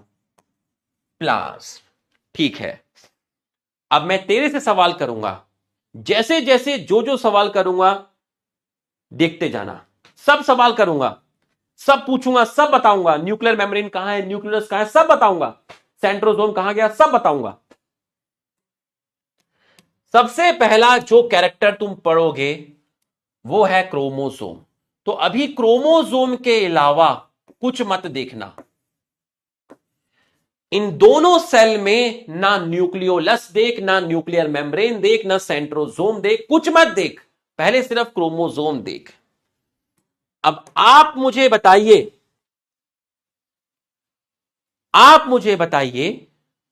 क्रोमोसोम का मटेरियल कौन है? मैं हूं, तुम हो या फिर डीएनए है? क्रोमोसोम का मटेरियल कौन है? मैं हूं, तू है या फिर डीएनए है? बताइए मुझे, बताइए क्रोमोसोम का मटेरियल कौन है? बताइए क्रोमोसोम का मटेरियल कौन है? बताइए क्रोमोसोम का मटेरियल कौन है? क्रोमोसोम का मटेरियल है डीएनए। तो एक्चुअल में यहां चीजें ऐसी नहीं थी, वो तो इसलिए दिखाई गई ताकि आपको काउंटिंग दिखा सकूं। एक्चुअल में चीजें ऐसी थी, एक्चुअल में चीजें ऐसी थी, मतलब डीकंडेंस फॉर्म था। तो अगर मैं आपसे कहूं कि क्रोमोसोमल मटेरियल मतलब डीएनए का कंडेंसेशन कहां स्टार्ट हुआ? अर्ली प्रोफेस में स्टार्ट हुआ या लेट प्रोफेस में स्टार्ट हुआ? क्रोमोसोम का कंडेंसेशन किस फेज से स्टार्ट हुआ? अर्ली प्रोफेस में स्टार्ट हुआ या लेट प्रोफेस में स्टार्ट हुआ? स्टार्ट कहां होगा, स्टार्ट कहां होगा ये पूछ रहा हूं मैं। कहां से कहां की तरफ चीजें स्टार्ट होंगी? अर्ली, बिल्कुल सही, अर्ली। अर्ली से, अर्ली प्रोफेस से क्रोमोसोम का कंडेंसेशन स्टार्ट हुआ। तो अगर मैं आपको बोलूं कि प्रोफेस में क्या होगा, प्रोफेस में क्या होगा, तो आप लिखेंगे initiation, initiation of condensation of chromosomal material occur. यहां से शुरुआत हुई है, यहां से शुरुआत हुई है। अब आप मुझे बताइए इन दोनों में, इन दोनों में, इन दोनों में, इन दोनों में बताना, 10-12 सवाल पूछूंगा। इन दोनों में, अर्ली और लेट में, इन दोनों में कहां पर, कहां पर, कहां पर लेस कंडेंस क्रोमोसोम होंगे? अर्ली और लेट में क्रोमोसोम कहां पर लेस कंडेंस होंगे? बताइए कहां पे क्रोमोसोम लेस कंडेंस होंगे? सर यहां पे क्रोमोसोम लेस कंडेंस होंगे, ठीक है, यहां क्रोमोसोम लेस कंडेंस होंगे। तो फिर यहां क्रोमोसोम कैसे होंगे? सर यहां क्रोमोसोम बेटर है, यहां क्रोमोसोम मोर कंडेंस है, ठीक है। कहां पर क्रोमोसोम में, डीएनए में नंबर ऑफ कॉइल्स कम होंगे? यहां नंबर ऑफ कॉइल्स, याद करिए पैकेजिंग, याद करिए पैकेजिंग, नंबर ऑफ कॉइल्स। तो यहां पर अगर मैं आपसे बात करूं तो नंबर ऑफ कॉइल्स किसमें?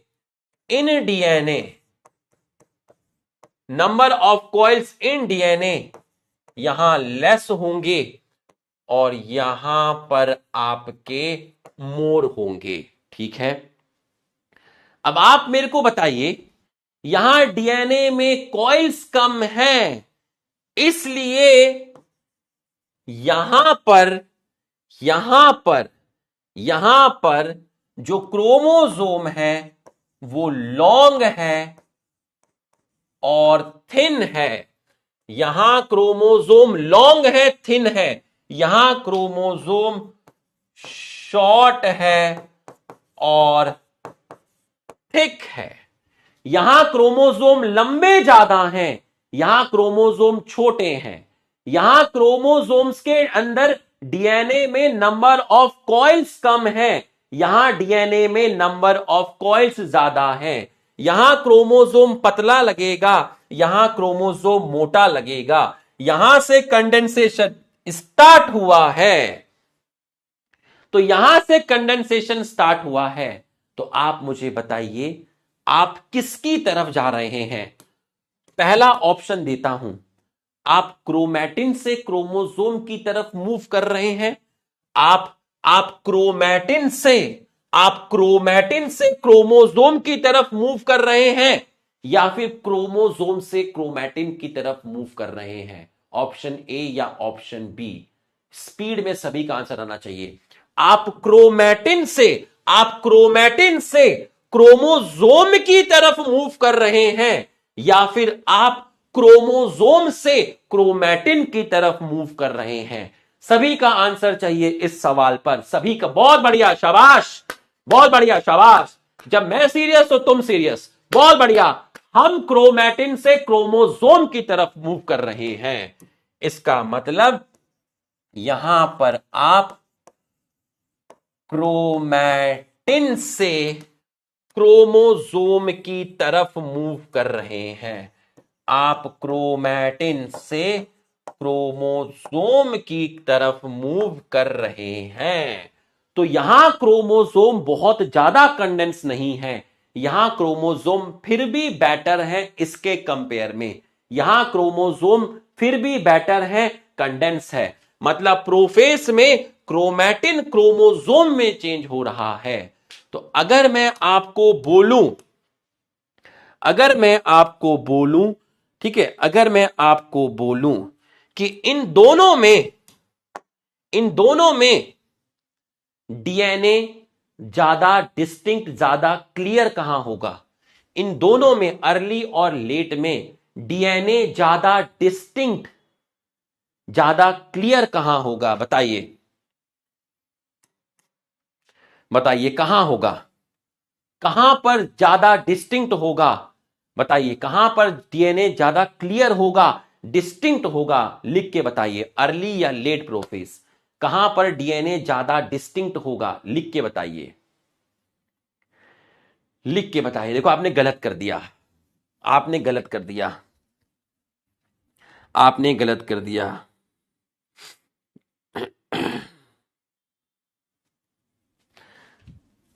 आपने गलत कर दिया। डिस्टिंक्ट का मतलब आप समझे नहीं, डिस्टिंक्ट का मतलब आप समझे नहीं, बात समझे नहीं, ठीक है।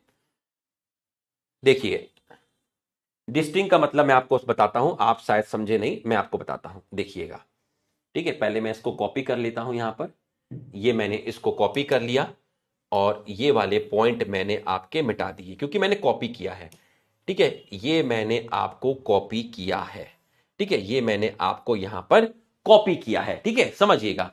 कई बार होता है नहीं समझ पाते हैं तो उसको हम दूसरी तरीके से आपको समझाएंगे। देखिए ये वाले पॉइंट आपको समझ में आ गए कि आप अर्ली प्रोफेज से जब लेट प्रोफेज की तरफ जा रहे हैं तो आप क्रोमैटिन से क्रोमोसोम की तरफ जा रहे हैं। यहां क्रोमोसोम का जो डीकंडेंस फॉर्म है, यहां जो क्रोमोसोम का डीकंडेंस फॉर्म है वो लॉन्ग और थिन है, यहां क्रोमोसोम शॉर्ट और थिक है। यहां पर डीएनए में नंबर ऑफ कॉइल्स कम है, यहां डीएनए में नंबर ऑफ कॉइल्स ज्यादा है। यहां पर डीएनए लेस कंडेंस है, यहां डीएनए ज्यादा कंडेंस है। यहां पर कंडेंसेशन ऑफ क्रोमोसोमल मटेरियल अकर। अब इसका मतलब समझिएगा क्या है। देखिए अगर मैं आपसे पूछता हूं कि कहां पर विजिबिलिटी ज्यादा है, कहां पर विजिबिलिटी ज्यादा है, तो यहां विजिबिलिटी कम है और यहां विजिबिलिटी ज्यादा है। तो जहां विजिबिलिटी ज्यादा है उससे रिलेटेड है कि डीएनए ज्यादा डिस्टिंक्ट है। तो अगर मैं बोलूं डिस्टिंक्ट डीएनए, डिस्टिंक्ट डीएनए से आप क्रोमोसोम समझ लीजिएगा, डिस्टिंक्ट डीएनए से आप क्रोमोसोम समझ लीजिएगा। डिस्टिंक्ट का मतलब होता है क्लियरली विजिबल, तो यहां लेस डिस्टिंक्ट है, यहां मोर डिस्टिंक्ट है। डिस्टिंक्ट का मतलब मेरा विजिबिलिटी से है, डिस्टिंक्ट का मतलब मेरा विजिबिलिटी से है, तो यहां क्रोमोसोम की विजिबिलिटी ज्यादा है, क्रोमोसोम के अंदर डीएनए होता है, इसका मतलब यहां क्रोमोसोम ज्यादा डिस्टिंक्ट है, ज्यादा क्लियरली विजिबल है। तो अगर कोई आपसे पूछेगा कि डीएनए ज्यादा डिस्टिंक्ट कहां है, अर्ली प्रोफेज या लेट प्रोफेज, तो आप आंसर बताएंगे लेट प्रोफेज। अब आपको डिस्टिंक्ट वाला पॉइंट क्लियर हुआ तो यस लिखिए। डीएनए ज्यादा डिस्टिंक्ट को आप क्रोमोसोम से रिलेट करना, जहां डिस्टिंक्ट का मतलब होता है ज्यादा विजिबिलिटी। ये पॉइंट क्लियर हुआ तो आप यस लिखिए। ये पॉइंट आपको क्लियर हुआ तो आप यस लिखिए।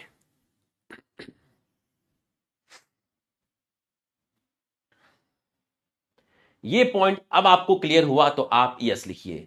तो जब मैं आपसे पूछूंगा बच्चों डीएनए मोर डिस्टिंक्ट, तो इसका मतलब है सर बात कर रहे हैं डीएनए क्रोमोसोम का पार्ट होता है, तो जहां क्रोमोसोम की विजिबिलिटी अच्छी है वहां डीएनए की भी विजिबिलिटी अच्छी है। यह है मेरा कहने का मतलब। तो कई बार होता है बच्चा किसी पॉइंट को गलत भी बोल सकता है, ऐसी बात नहीं है, टीचर का काम है उसको और बेहतर तरीके से उसको उसके कंफ्यूजन को दूर करना।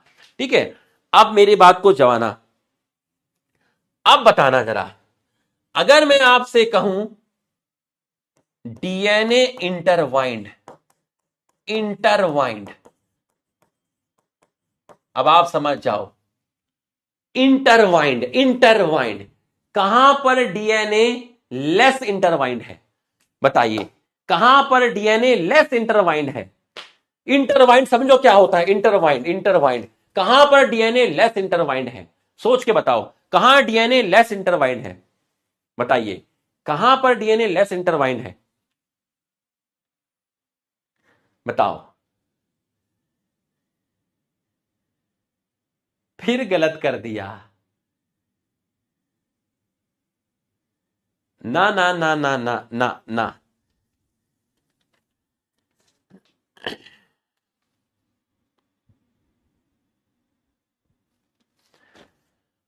कोई चीज गलत कर दिया। अभी देखो, अभी देखो, देखो भाई, अगर कोई चीज ज्यादा उलझी हुई है तभी तो आपको ठीक से नहीं दिखेगी। अगर कोई चीज ज्यादा उलझी हुई है, अगर कोई चीज ज्यादा उलझी हुई है, ठीक है, अगर कोई चीज ज्यादा उलझी हुई है तभी तो आपको नहीं दिखेगी। डीएनए बहुत ज्यादा इंटरवाइंड है, इंटरवाइंड है, यहां इंटरवाइंड का मतलब कॉइलिंग से नहीं है, यहां इंटरवाइंड का मतलब कॉइलिंग से नहीं है। डीएनए ज्यादा इंटरवाइंड है, ज्यादा इंटरवाइंड है। भाई एक ऊन का गोला आता है, जब आप मार्केट से ऊन का गोला लेकर आते हो तो वो बहुत अच्छी तरीके से इंटरवाइंड होता है, लेकिन कभी आप उस ऊन के गोले को खोल दो और मम्मी आपको कहो कि इस गोले को सही से बांधो, तो इंटर बांधते आप भी हो उसको, और आपका ऊन का गोला कोई देख कर बता देगा कि भाई ये नया नया गोला नहीं है जो दुकान से आया है, लेकिन जो दुकान का गोला होता है वो बहुत तरीके से होता है, आपको थ्रेड पता चलेंगे। लेकिन जो घर में ऊन का गोला आपने लपेटा है ना वो ऐसे ऐसे करके, वहां आपको फील नहीं आएगा। तो अगर मैं आपको बोला कि डीएनए ज्यादा इंटरवाइंड है, तो डीएनए ज्यादा इंटरवाइंड है, इसका मतलब अगर क्रोमोसोम की विजिबिलिटी कम है, इसका मतलब है कि वो क्रोमोसोम की विजिबिलिटी अगर कम है, इसका मतलब है कि डीएनए ज्यादा क्लियरली नहीं दिख रहा, मतलब डीएनए लेस डिस्टिंक्ट है, मतलब चीजें जो हैं वो उलझी हुई हैं, चीजें जो हैं वो उलझी हुई हैं, चीजें जो हैं वो उलझी हुई हैं। फिर से समझ, फिर से समझ, फिर से समझ। अब अगर मैं तुमको बोलूं भाई ये एक कंबल है, ठीक है, अब इस कंबल की मैं तय कर देता हूं, ये देख कंबल की मैंने तय कर दी, कितने सारे फोल्ड किए, ठीक है, तय कर दिया मैंने। अब मुझे ये बता, अब ये लेस इंटरवाइंड है, लेस इंटरवाइंड है, तेरे को पता चल रहा है कैसे कैसे किया है, लेकिन अगर मैं इसको उठा के ऐसे करके तेरे सामने लाके रख दूं तो तेरे को पता ही नहीं चलेगा इसके कोने कहां हैं, कहां से क्या है। तो इसका मतलब ये मोर इंटरवाइंड है, ये मोर इंटरवाइंड है। अबे जब क्रोमोसोम की विजिबिलिटी ही नहीं है, क्रोमोसोम अच्छे से दिख ही नहीं रहा है क्योंकि क्रोमोसोम लंबा है, उसकी विजिबिलिटी नहीं दिख रही है तेरे को, इसका मतलब क्या हुआ, इसका मतलब यह हो गया कि उसके अंदर डीएनए विजिबल नहीं है, क्योंकि उसके अंदर डीएनए उलझा हुआ है, डीएनए उलझा हुआ है, डीएनए इंटरवाइंड है, डीएनए इंटरवाइंड है। तो यहां डीएनए ज्यादा इंटरवाइंड है, यहां डीएनए कम इंटरवाइंड है, यहां डीएनए कम इंटरवाइंड है, इसलिए डीएनए यहां ज्यादा डिस्टिंक्ट है, यहां डीएनए कम इंटरवाइंड है, इसलिए डीएनए यहां ज्यादा डिस्टिंक्ट है, मोर विजिबल है। समझ में आया तो यस लिख,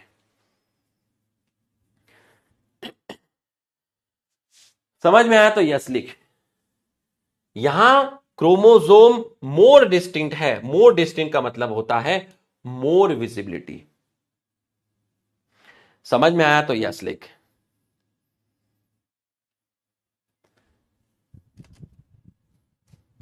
अब देख ये चार्जर की वायर है, अब देख ये ऐसे, ठीक, तेरे को पता चल रहा है, पूरा पता चल रहा है, देख ऐसे किया सर ने, उसके बाद सर ने ऐसे किया, तो भाई ये जो है ना ये आपका लेस इंटरवाइंड है, ये आपका लेस इंटरवाइंड है।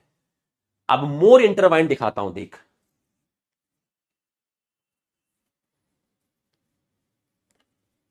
मोर इंटरवाइंड, ऐसे ले इसको यहां घुसा दे, ये यहां घुसा दे, ऐसे करके कैसे भी करके उछल पुछल करके कुछ भी करके दिखा दे, ये देख ये मोर इंटरवाइंड है, ये मोर इंटरवाइंड है। तो जब डीएनए ज्यादा इंटरवाइंड होगा तो वो उतना क्लियरली नहीं दिखेगा, मतलब वो लेस डिस्टिंक्ट होगा।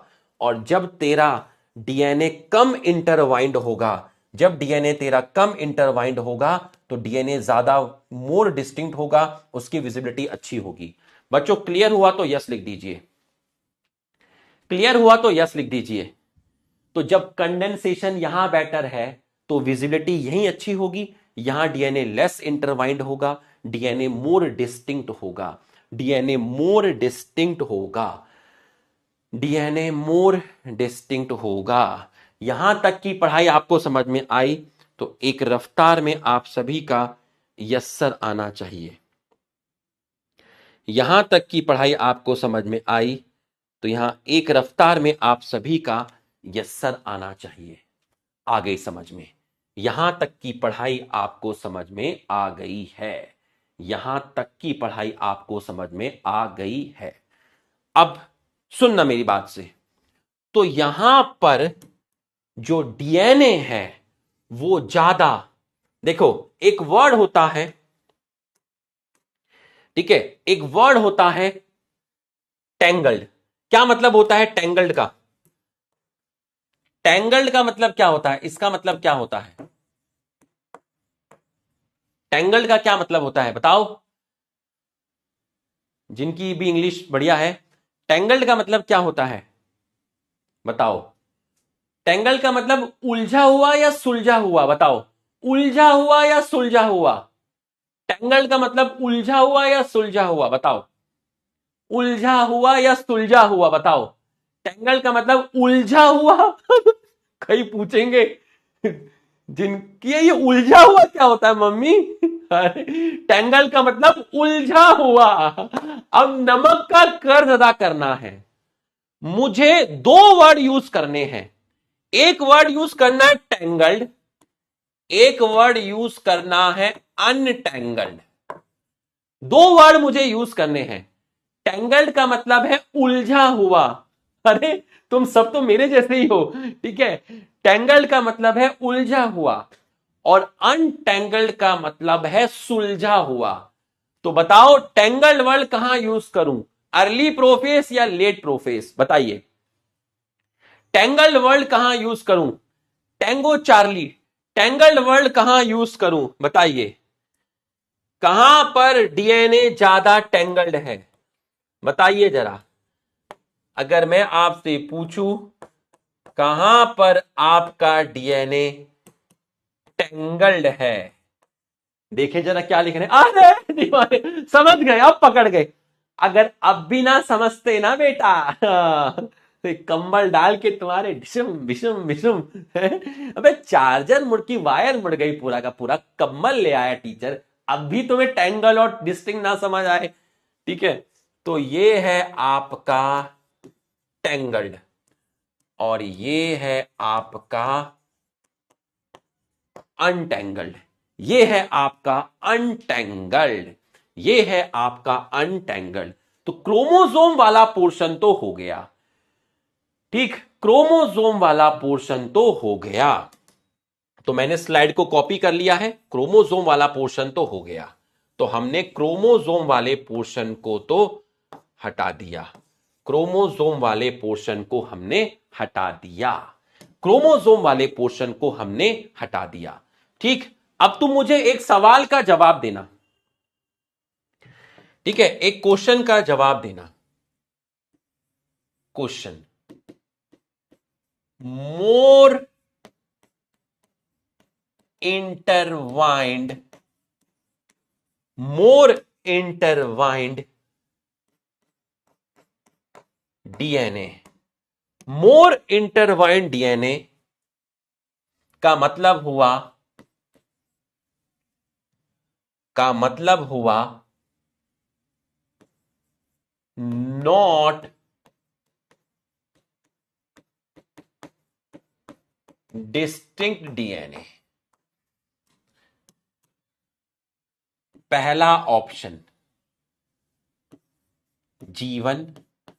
देखते हैं अब दिमाग, देखते हैं तुम्हारा दिमाग, तुम्हारा दिमाग देखते हैं क्या बताओगे। अब देखते हैं तुम्हारा दिमाग, अर्ली प्रोफेस। अगर समझ में आया होगा तो अब तुम आंसर सही बताओगे। बताओ जरा क्या आंसर जाएगा। अबे अर्ली लेट ऑप्शन सुना नहीं, उससे पहले बस बोलना स्टार्ट कर दिया। अबे ऑप्शन तो देख, अभी ऑप्शन तो देख। पहले लिखना स्टार्ट कर दिया अर्ली लेट, पहले लिखना स्टार्ट कर दिया अर्ली लेट। हे भगवान, पूरी क्लास का तुमने, पूरी क्लास का तुमने गोबर कर दिया, पूरी क्लास का तुमने गोबर कर दिया। इस तरीके से तुमने पूरी क्लास का सत्यानाश कर दिया। दिमाग लगाओ, दिमाग लगाओ, दिमाग लगाओ। सबसे सबसे बुरी हालत क्रोमोसोम की कहां होगी, अर्ली प्रोफेस में होगी या जीवन में होगी। तुम्हारी ऐसी की तैसी, तुम्हारी ऐसी की तैसी, तुम्हारी ऐसी की तैसी, तुम्हारी ऐसी की तैसी। अबे सबसे ज्यादा खराब हालत तुम्हारी ऐसी की तैसी। ए डिशुम, ए डिशुम, ए डिशुम, ए डिशुम, तुम्हारी ऐसी की तैसी। हमें सबसे खराब हालत क्रोमोसोम की कहां होगी, सबसे खराब हालत क्रोमोसोम की जीवन में होगी। सबसे खराब हालत क्रोमोसोम की जीवन में होगी। अर्ली प्रोफेस तो तब लगाना जब ऑप्शन में ये दो हों, अर्ली और लेट। तो जैसे जैसे आप, जैसे जैसे आप जीवन में सबसे ज्यादा हालत खराब, तो भैया जीवन में सबसे ज्यादा इंटरवाइंड होगा। अगर क्वेश्चन इस तरीके से आया तो जीवन में सबसे ज्यादा इंटरवाइंड और यहां लेस इंटरवाइंड। अगर मैं तुमसे पूछूं लो, अपने मन की भी भड़ास निकालो, निकालो अब। मोर इंटरवाइंड डीएनए, चलो अपने दिल की भड़ास निकालो। पहला ऑप्शन है अर्ली प्रोफेस, अब बताओ क्या जाएगा। दूसरा है लेट प्रोफेस, अब बताओ क्या जाएगा। अबे जीवन में क्रोमोसोम की विजिबिलिटी अच्छी थोड़ी ना होती है। जीवन, जीवन से एस, एस से G2, तू इंटरफेस से प्रोफेस की तरफ जा रहा है। अब बताओ क्या आंसर जाएगा। इतना पढ़ाने के बाद अगर तुम ये नहीं समझ पाए तो भाई क्या जीवन है तुम्हारा। मोर इंटरवाइंड अर्ली प्रोफेस, अबे सेल सीधा प्रोफेस में थोड़ी ना आई होगी। सेल प्रोफेस से पहले क्या की होगी, सेल प्रोफेस से पहले क्या की होगी, इंटरफेस की होगी ना। तो ज्यादा बुरी हालत तो इंटरफेस में होगी ना, सबसे कम विजिबिलिटी तो इंटरफेस में होगी। तभी तो इंटरफेस में क्रोमैटिन वर्ड यूज करते हैं, तभी तो इंटरफेस में क्रोमैटिन वर्ड यूज करते हैं। तो भैया यहां हालत और खराब, थोड़ी हल्की बेटर, थोड़ी और बेटर, थोड़ी और बेटर, और यहां मच बेटर। तो जब मैं तुम्हें ऑप्शन दूं ऐसे, तो क्वेश्चन की लैंग्वेज को समझा करो, क्वेश्चन की लैंग्वेज को समझा करो। भाई मोर इंटरवाइंड डीएनए मतलब सबसे सबसे लेस विजिबिलिटी कहां होगी, अर्ली में थोड़ी ना होगी। अबे जीवन तो इंटरफेस का पार्ट है, प्रोफेस तो फिर भी कैरियोकाइनेसिस है, तेरे को दिख रहा है। यहां तो विजिबिलिटी और कम होगी, तो मोर इंटरवाइंड जीवन में जाएगा। और जब तुम्हें दो ऑप्शन दिया जाए अर्ली और लेट, तब तुम चूज करोगे अर्ली में। बच्चों एकदम क्रिस्टल क्लियर है, एकदम क्रिस्टल क्लियर है। तो सब यस लिख दो, जिन्होंने अभी तक यस नहीं लिखा वो भी लिखो, एक रफ्तार में लिखो। अगर ये पॉइंट एकदम क्लियर है तो जैसे जैसे मैं आगे बढ़ूंगा, जैसे जैसे मैं आगे बढ़ूंगा, विजिबिलिटी बेटर होती जाएगी, चीजें और डिस्टिंक्ट होती जाएंगी, चीजें अब लेस इंटरवाइंड होती जाएंगी। तो मोर इंटरवाइंड, मोर इंटरवाइंड लेस डिस्टिंक्ट, ठीक। लेस इंटरवाइंड मतलब मोर डिस्टिंक्ट। हाँ एकदम क्लियर है, ठीक है। एक और सवाल, अनटैंगल्ड डीएनए, मोर अनटैंगल्ड, मोर अनटैंगल्ड,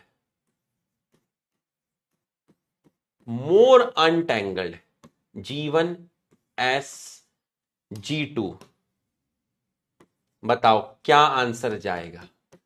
अर्ली प्रोफेस, लेट प्रोफेस, क्या आंसर जाएगा।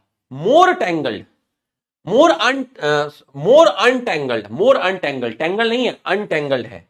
मोर अनटैंगल्ड, मोर अनटैंगल्ड, अनटैंगल्ड है, मोर अनटैंगल्ड है, अनटैंगल्ड है, अनटैंगल्ड, मोर अनटैंगल्ड, बताओ क्या जाएगा, बताओ क्या जाएगा। अबे यार तुम लोग क्या करोगे रे, तुम क्या, क्या तुम गुंडा बनेगा रे, क्या गुंडा बनेगा तू है। अबे ई ऑप्शन जाएगा ना, ई ऑप्शन जाएगा ना, मोर अनटैंगल्ड, अनटैंगल्ड, मोर अनटैंगल्ड मतलब मोर विजिबिलिटी। बहुत बढ़िया। ये कौन है सी ऑप्शन लिख रहा है, अरे कौन है ये सी ऑप्शन लिख रहा है। अच्छा ई लिख रहे हो, मुझे सी लिख रहा है, अच्छा ई लिख रहे हो, ठीक है। चलो एक और बताओ, more tangled DNA, more tangled DNA, G1 S G2 early prophase, late prophase, बताओ इसका आंसर। मोर टैंगल डीएनए, भयंकर उलझा हुआ, ठीक है, भयंकर उलझा हुआ, भयंकर उलझा। अरे दीवाने समझ गए, अब समझ गए, बहुत मामू बना लिया। अब हम समझ गए अंकल जी क्या कहना चाह रहे हैं, अब हम समझ गए। मोर टेंगल डीएनए जीवन, मोर टेंगल डीएनए जीवन। तो बच्चों क्वेश्चन के ऑप्शन उसको डिफिकल्ट बनाते हैं, याद रखिएगा, ठीक है। मोर टेंगल डीएनए, ठीक, मोर टेंगल डीएनए। और अगर मैं आपसे बोलूं अब मोर टेंगल्ड डीएनए और दो ही ऑप्शन दूं, लो निकालो दिल की भड़ास, अर्ली प्रोफेस और लेट प्रोफेस, निकालो दिल की भड़ास, तो आंसर जाएगा अर्ली प्रोफेस, अर्ली प्रोफेस। लेकिन जब ये आएगा तो जीवन, मोर टेंगल अर्ली प्रोफेस, मोर टेंगल अर्ली प्रोफेस, मोर टेंगल अर्ली प्रोफेस। अब मेरी बात को ध्यान से सुनना, अब मेरी बात को ध्यान से सुनना। अभी प्रोफेज इनकम्प्लीट है, मैं आपको एक सॉफ्ट वार्निंग दे रहा हूं, मैं आपको एक सॉफ्ट वार्निंग दे रहा हूं। कोई भी स्टूडेंट, कोई भी स्टूडेंट एनसीईआरटी से प्रोफेस नहीं पढ़ेगा, नहीं पढ़ेगा, नहीं पढ़ेगा। ये आपको एक सॉफ्ट वार्निंग है। अगर आप पढ़ोगे तो आपको समझ नहीं आएगा और आपका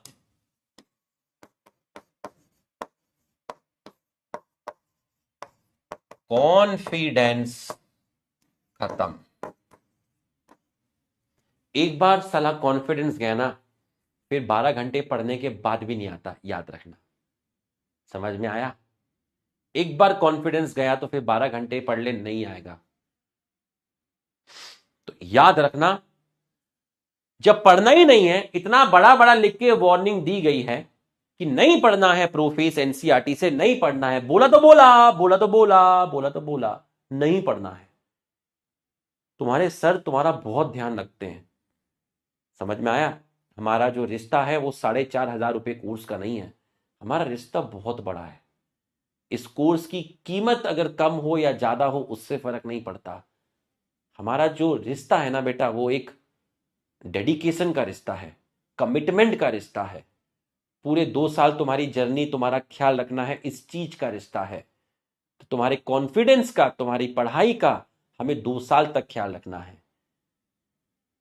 तो इसलिए तुम इसको नहीं देखोगे, समझ में आया? इसलिए तुम इसको नहीं देखोगे। मैं तुम्हारा अपना ख्याल छोटे भाई बहन की तरह रखता हूं, ठीक है? तो नहीं देखोगे। मैं जानता हूं ना, मेरे को 13 साल हो गए पढ़ाते हुए, मैं जानता हूं ना कब कहां दिक्कत आ सकती है। मत देखना, बिल्कुल भी मत देखना। एक क्लास का वेट करना, अगली क्लास में देख माइटोसिस खत्म कर दूंगा और ऐसा फील आएगा कि उसके बाद भी एनसीईआरटी देखने की जरूरत नहीं पड़ेगी। अब मैं रोक रहा हूं, उसके बाद तो तुम्हें जरूरत ही नहीं पड़ेगी देखने की। तुम कहोगे बे इसे क्या देखना है। अभी मत देखना, खतरा है, बाद में तुम खुद ही नहीं देखोगे, देखने की जरूरत ही नहीं पड़ेगी। मैं तुम्हें बता रहा हूं, दोनों में फर्क है। अभी देखना नहीं है, बाद में तुम खुद भी नहीं देखोगे, तब भी कोई फर्क नहीं पड़ेगा, ठीक है? तो ये तुमको समझ में आ गया है।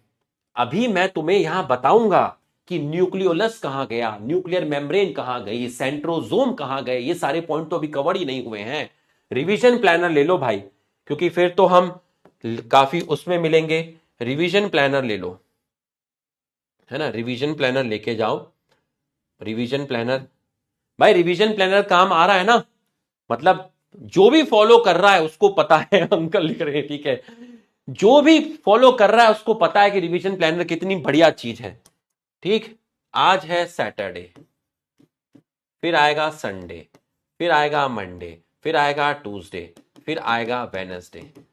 ठीक, आज तुम्हें 1 घंटा लगाना है। ठीक, आज तुम्हें 1 घंटा लगाना है, आज का तुम्हें L2 पढ़ना है।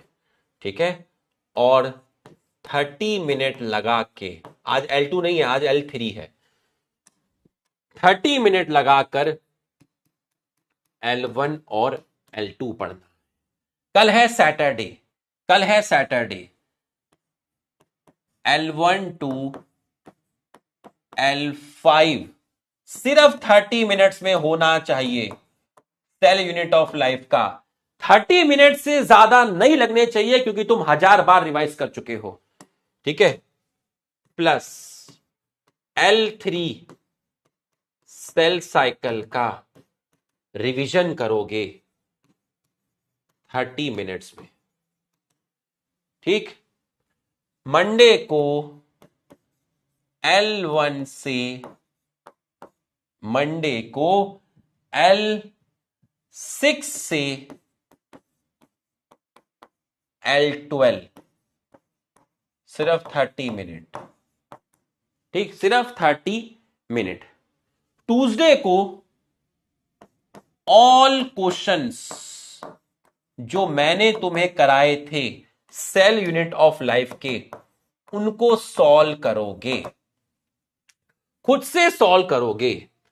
और जो क्वेश्चन गलत होंगे, जो क्वेश्चन रॉन्ग होंगे, सिर्फ नोट से उसी की थ्योरी देखोगे। और वेडनेसडे को L1 to L3 cell cycle का रिवाइज करोगे 30 मिनट लगा के। और थर्सडे को भाई फिर आएगा। तथास्तु, मस्त होके बैठना, चौड़े होके बैठना, एकदम स्ट्रेस फ्री होके बैठना, सब्जेक्ट की टेंशन मत लेना, क्योंकि तुम्हारे भाई की क्लास है। ठीक है, तो एकदम मस्त होके पढ़ाई करना, और ऐप में कमेंट करके जरूर बताना आपको क्लास कैसी लगी। ठीक है, आपको क्लास कैसी लगी, और इस चीज को बिल्कुल अच्छे से दिमाग में बैठा लेना, इस स्लाइड को। ठीक है, कमेंट करके जरूर बताना कि आपको क्लास कैसी लगी। ठीक है, तो चलिए फिर मिलेंगे, है ना। Thank you uncle. Thank you बेटा, थैंक यू।